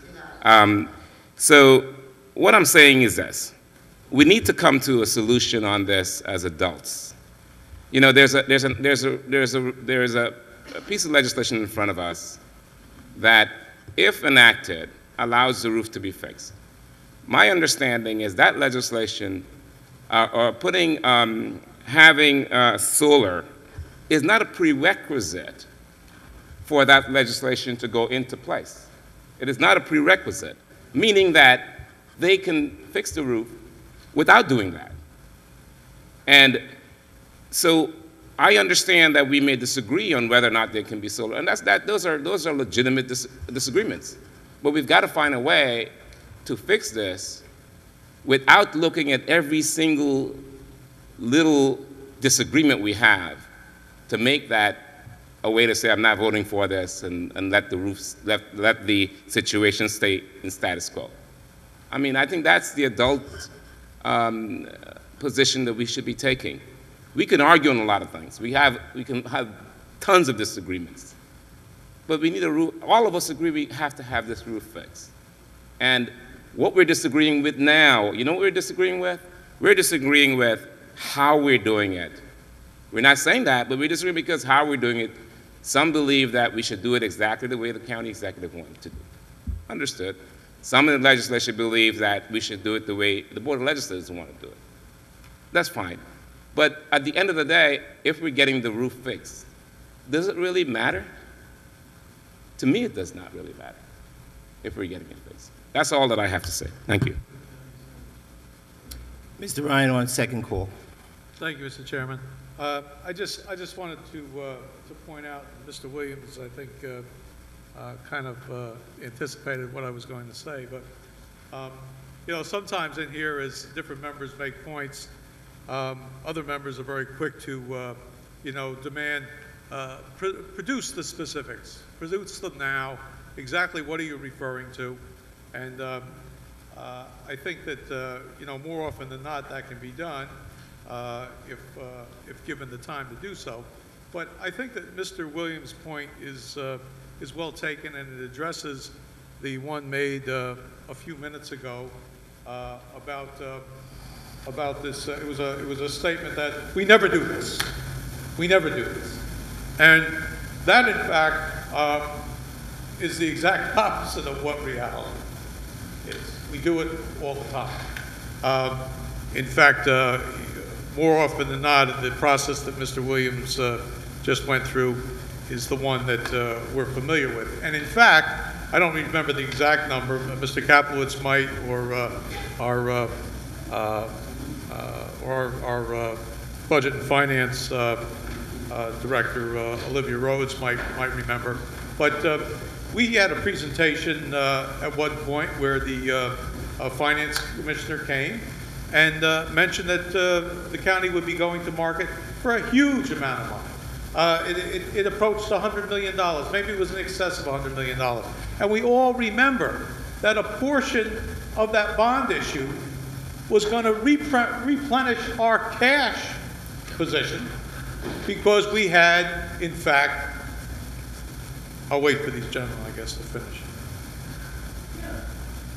We had, in fact, laid this money out for important expenditures. And isn't the point tonight, and I tell you, I'm going to appeal to you once again, it's less about the process tonight. It's more about what we need to do because we don't have a lot of time to work with. We know we can accomplish this. We know we can get this work done. We know we have the money to do it. And we know this is done frequently in our operation. But I don't think this vote should be hung up on the fact that we don't have specific examples, but we certainly have a very clear history. I'm sure everybody, but perhaps our newest members, remembers very, very large issues of this county where the amount or a substantial portion of it was used to replenish our cash position. And those items and those conversations were specifically discussed as expenditures made using cash, but actually were capital expenditures. We do this all the time. Thank you, Mr. Ryan. Mr. Smith. Thank you, Mr. Chairman. Just to reiterate on the second round of points that we're going through here, the discussion, the point was made that you don't absolutely have to bond capital items. Well, you're right, you absolutely don't. But through all the passionate discussion, everyone speaking here tonight on this issue, I have yet to hear one reason why we're doing it like this. If somebody wants to, on the next round, tell me why we're doing it like this, please let me know. Now, there was this discussion made earlier, there was a point made earlier saying this is going to be the most expedited way of getting it done. The fact of the matter is, it will not get done like this. The county attorney's office said it will not get done. If you want to get the roof done, do it the right way. Now, I have to chuckle here to myself. I am one of the new people here, and I'm learning what's going on. And it's convenient that the process is followed, and the process is important in certain circumstances, and in other circumstances says, it doesn't matter how we get it done, just get it done. The reality is, if you vote for this thing tonight in the format that it's in, it will not get done. If you want to get this roof done, do it the right way. A capital project, take the solar out of it, have solar be evaluated in the manner which it can be evaluated, have the roof engineered so it can handle solar should it be an appropriate investment for taxpayers' dollars, and we'll get it done.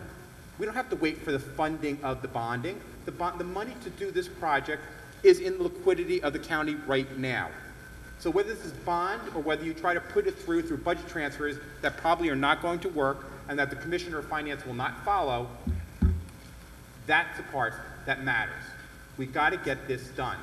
The reality is that a bond item will do it, will not slow us down in any form whatsoever. Once we get the approval through this board of the bond item, it's full steam ahead. We replace the roof immediately. We do the engineering to see if it's sufficient to handle solar.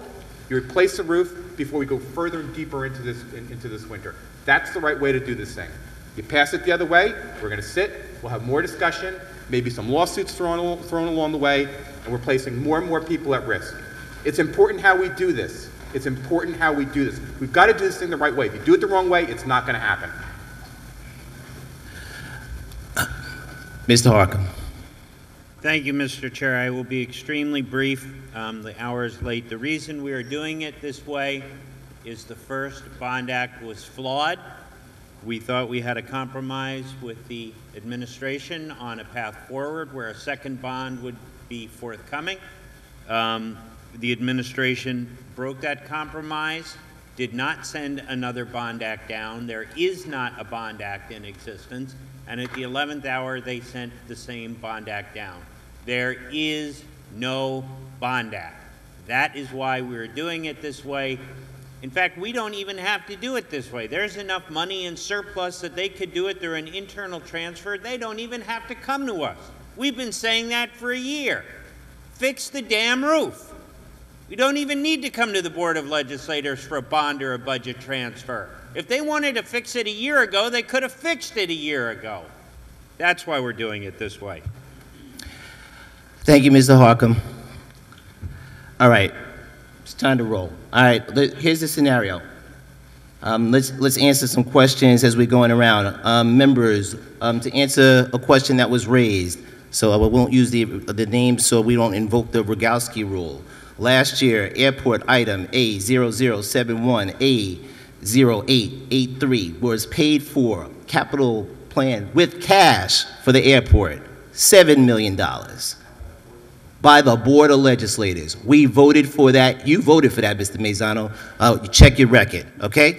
Right? We voted unanimously to do that. As a matter of fact, you should recall that because Mr. Oros came to the board and said that we did not want to, we said there's $26 million in the airport fund, and why the heck would we be borrowing money when we had $26 million? And said the administration agreed with us, although they said they would never do it again, that we borrowed $7 million, we used cash of $7 million. It happens all the time. Mr. Williams was very clear. And yes, Mr. Burrows, I'm just as annoyed as everybody else in this particular item. Mr. Williams was very clear on this. We pass bond acts, and we may never sell a bond. We do the work, and this is a financing mechanism. The Bond Act allows us to borrow the money should we choose to, but it's our building.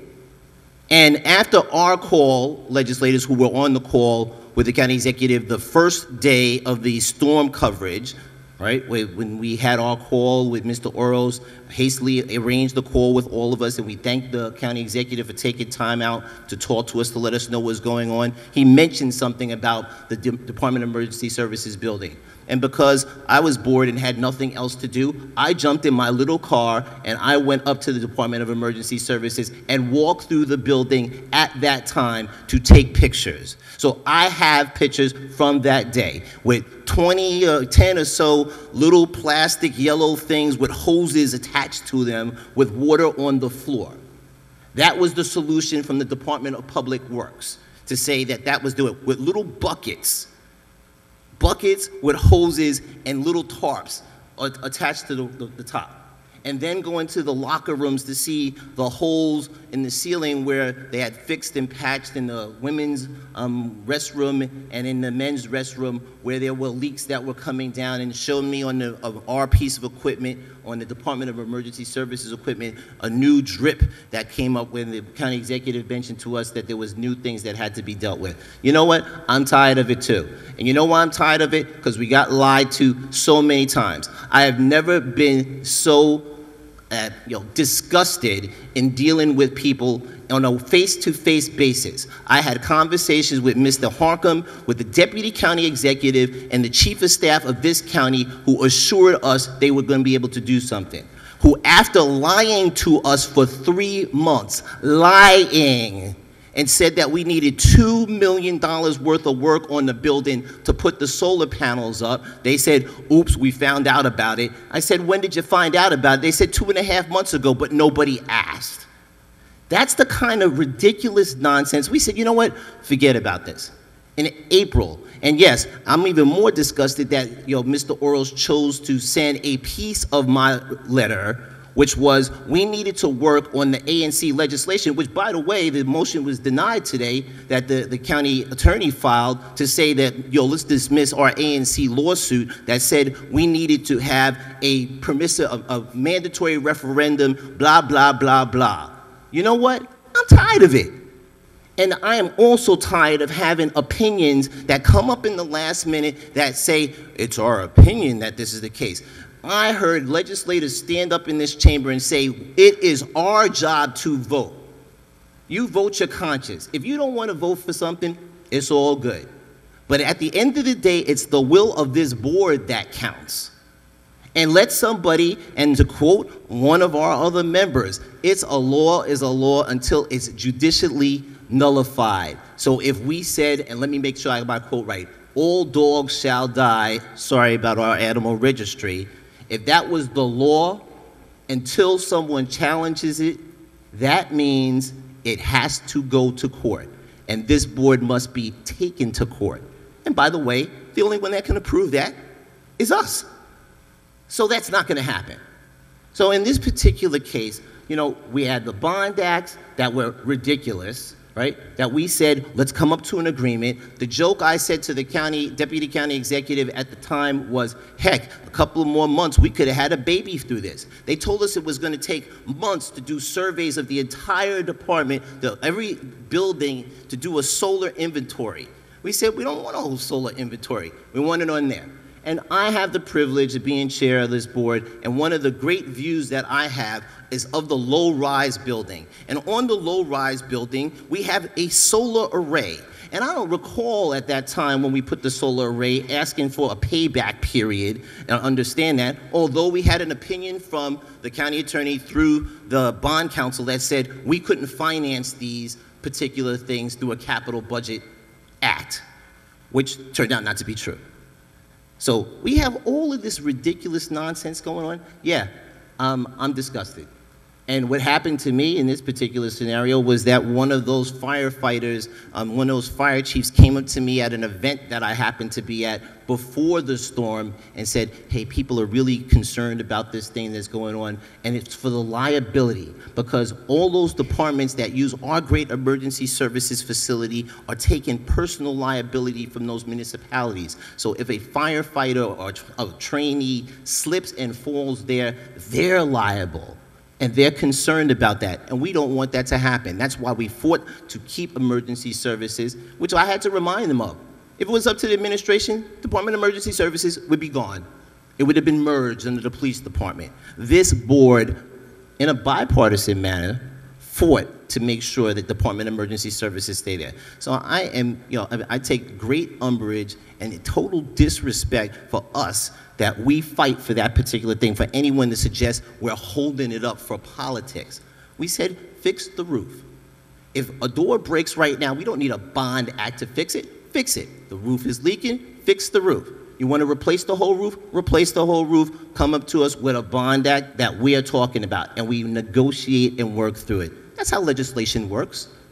We talk through it, you give, you take, and you go from there. But you know what? At this point in time, in November, when we had the first bond act presented to this board on November 14th, the day before the last budget, which had no chance to deal with, let's get back down to real facts on BES 05. When we look at BES 05, we would see that the legislative record is extremely clear on this particular matter. It would say that this Board of Legislators appropriated funding in 2006 for this bond act, and then again in 2008. For this bond act. We appropriated money for that. So the administration coming up and saying, oh, in 2011, in November 2011, they want to start on something that we already dealt with and knew we would deal with then. But then there's the magic thing about this BES 05 thing. Nowhere in this bond act, nowhere does it say anything about a roof. Nowhere. That was part of the problem. The solar panels, by the way, actually are more likely to be included with that. The deputy county executive and I had a really spirited conversation about that, because it says mechanical systems will be upgraded in BES 05. Oh, well, last time I checked, solar panels were electrical upgrades to the mechanical system. Yet, we were told that needed a capital budget amendment. And that's how we got to the agreement at the end. The department has $2 million in surplus right now. Right now, $2,024,735,000 according to the report from the budget director. So even if, for some ridiculous reason, that some employee of Westchester County does not need to think that they need to follow the directives of the Board of Legislators, whether it's resolution, act, or local law, and the county executive chooses not to enforce that particular thing, the facts still are that money got transferred. And by the way, all of you on Budget Committee know this very well, that this thing's done by resolution, money moved around by resolution of the Budget Committee. It doesn't even come to the board. It doesn't come to the board that they could transfer money just by a request to the Budget and Appropriations Committee.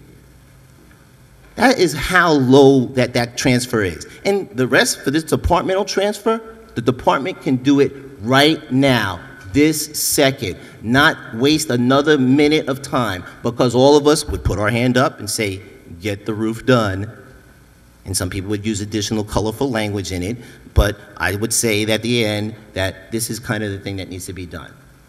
To me, I think that having this lengthy conversation, this long-running discussion, the person in Department of Public Works who's not a commissioner, right, is not acting anything. And I had a discussion about this 5 months ago in the hallway after acquisition and contract with Bill Mooney. And we talked about the roofs because they asked the question, oh wait, the roof if you have to move the roof because there's a new roof that's necessary, how do you move the solar panels? They're on hinges, that's how we do it outside. It's not the first solar roof we've ever done. And then we even went out and had NYPA come in because for some strange reason, and I think this is when Mr. Kaplis, when we had, Mr. Kaplis was budget chair, that we entered into that contract with NYPA to do various arrangements with NYPA. It was for $150,000 for various things. Is that, Mr. Kaplis is shaking his head, I agree that that's correct. We entered into a contract with NYPA that the administration doesn't seem to agree with, didn't even know where it existed. We had to get it from the law department, from Jim Robinson of all people, by the way. to say that we had already done an inventory of all the roofs in Westchester County. We already had done an analysis of all the solar capabilities for Westchester County. It wasn't something new. The county should be a leader in that alternative energy thing, and after all the hurricane, after all the damage, after people being out of power, including the county executive, including the governor, including the mayor in the city of Yonkers for all this time, we dealt that. So, at this time, I think we said everything that needs to be said. Madam Clerk, a long roll call vote. Mr. Harcum. Yes. Mr. Mazzano. No. Ms. Borgia. Yes. Mr. Burrows. Mr. Gelfarb. Nay. Mr. Kaplowitz. Ms. Marcotte. Ms. Myers. Yes. Ms. Perez. Mr. Ryan. Yes. Ms. Shimsky. Aye. Mr. Smith. No. Ms. Spreckman. Mr. Testa. No. Ms. Williams. Yes. Mr. Williams. Mr. Chairman. Yes. Approved 9-8. Motions, resolutions, call of the districts. Motions, resolutions, calls of the district. Mr. Kaplowitz. I'd like to add the name Randy Zapakin. I'm sorry, Mr. Kaplowitz, I did not hear you. Mr. Kaplowitz, could you repeat that name? It's a memorial resolution, members, if we could certainly give respect to this point in time. Mr. Kaplowitz. Randy Zapakin, 57-year-old Yorktown realtor, family man, great guy, was walking his dog the other night in the dark, and car hit him, and he instantly passed away. So the entire town is in shock, and someone that I think is appropriate for us to memorialize. Thank you, Mr. Kaplowitz. Mr. Mazzano. Mr. Chair, may I suggest, Legislator Williams as well, that we have all legislators do the Honorable Theodore Jones, the Court of Appeals judge?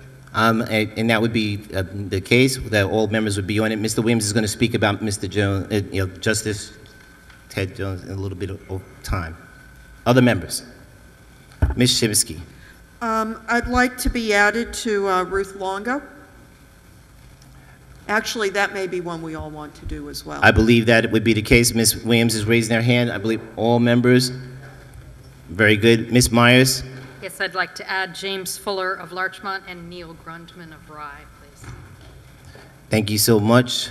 Mr. Williams? Yes, Mr. Chairman, I rise to express my deepest condolences to the family and colleagues of Judge Theodore, the Honorable Theodore T. Jones, Associate Judge of the New York State Court of Appeals, the highest court in our state. Judge Jones was the only African-American judge on the Court of Appeals. He was the fourth African-American judge in the court's 167-year history. But for 40 years, Judge Jones committed his life as a lawyer and advocate for equal justice, for standing up for those who are unable to stand for themselves, and for, as a judge, being a fair and respectful judge to litigants as well as attorneys who came before the bench. He was a brilliant jurist who was well respected by all members of the bar, a leader of integrity and of great intellect. I met Judge Jones when I served as president of the Westchester Black Bar Association and had gotten really to know him. He's just a wonderful man, very pleasant, very, very nice person. The last time I saw him, as a matter of fact, myself and Deputy County Executive Kevin Plunkett played in a golf outing, and both of us got a chance to really have really some fun with him as we played this summer, a golf outing here in Westchester. His passing is a great loss to the legal community as well as to the judiciary. He will be missed, and I'm very, very grateful that all of the members of this board joined in sending our condolences to his family and his colleagues. Thank you. Thank you, Mr. Williams. Other members? All right, only in call of the district. We certainly had this evening spirited debate, but one of the things that was in our citizens to be heard was our folks at Ferncliff, and I know that many of us have visited the site for Ferncliff in Yonkers, at the Hastings border. The building is 100 years old. That's not the county's issue. The building's 100 years old. They're in trailers for 25 years that were temporary. That's not the county's issue. Yet members of this board, including, well, I'm not gonna name all the members, all right, that have been participating in trying to work with Ferncliff to find alternative opportunities for them. Because I don't believe anyone is questioning the need for modification in their space. Their space is inadequate. Their space is not consistent with the new rules and regulations that are from the state. And they're having significant issues and challenges to deal with that. That being said, there's members that have been working very hard trying to find alternative locations with them to deal with. And there is no proposal in front of the board right now. There is not one. So we are working, and I know that members are going to continue to work. I know that now that Chris Crane is back from his honeymoon, and I know all of us congratulated him on that. And now his wife won't get to see him while we are continuing to do this work in identifying and getting the county to work with us on some of the locations, which I believe the last one was location D, whatever that means. It's on the Valhalla campus, to work with them on that particular site. So we're looking forward to continuing that work with them as we try to deal with the significant concerns that they have while we're working with a property that is owned by the county and leased out as affordable for housing, not to exclude, low and moderate income housing, not to exclude seniors. That's what the West Health property is leased to Greenberg for. So we'll work through that particular process, and if there's mold and mildew, I know we didn't hand it over that way, so we're gonna have some issues that we're gonna look forward to dealing with our county attorney for follow-up. So please rise as we observe a moment of silence for all of those mentioned in the memorial resolutions, and certainly in honor and respect for those that have served our country, including our great friend and Minority Leader James Maizano, and all those members that continue to serve for us today.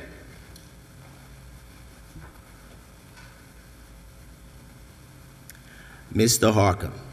Thank you, Mr. Chair. At this time, I move to adjourn, and we would reconvene on November 26th at 7 p.m. On the motion of Mr. Harcum, the board stands adjourned.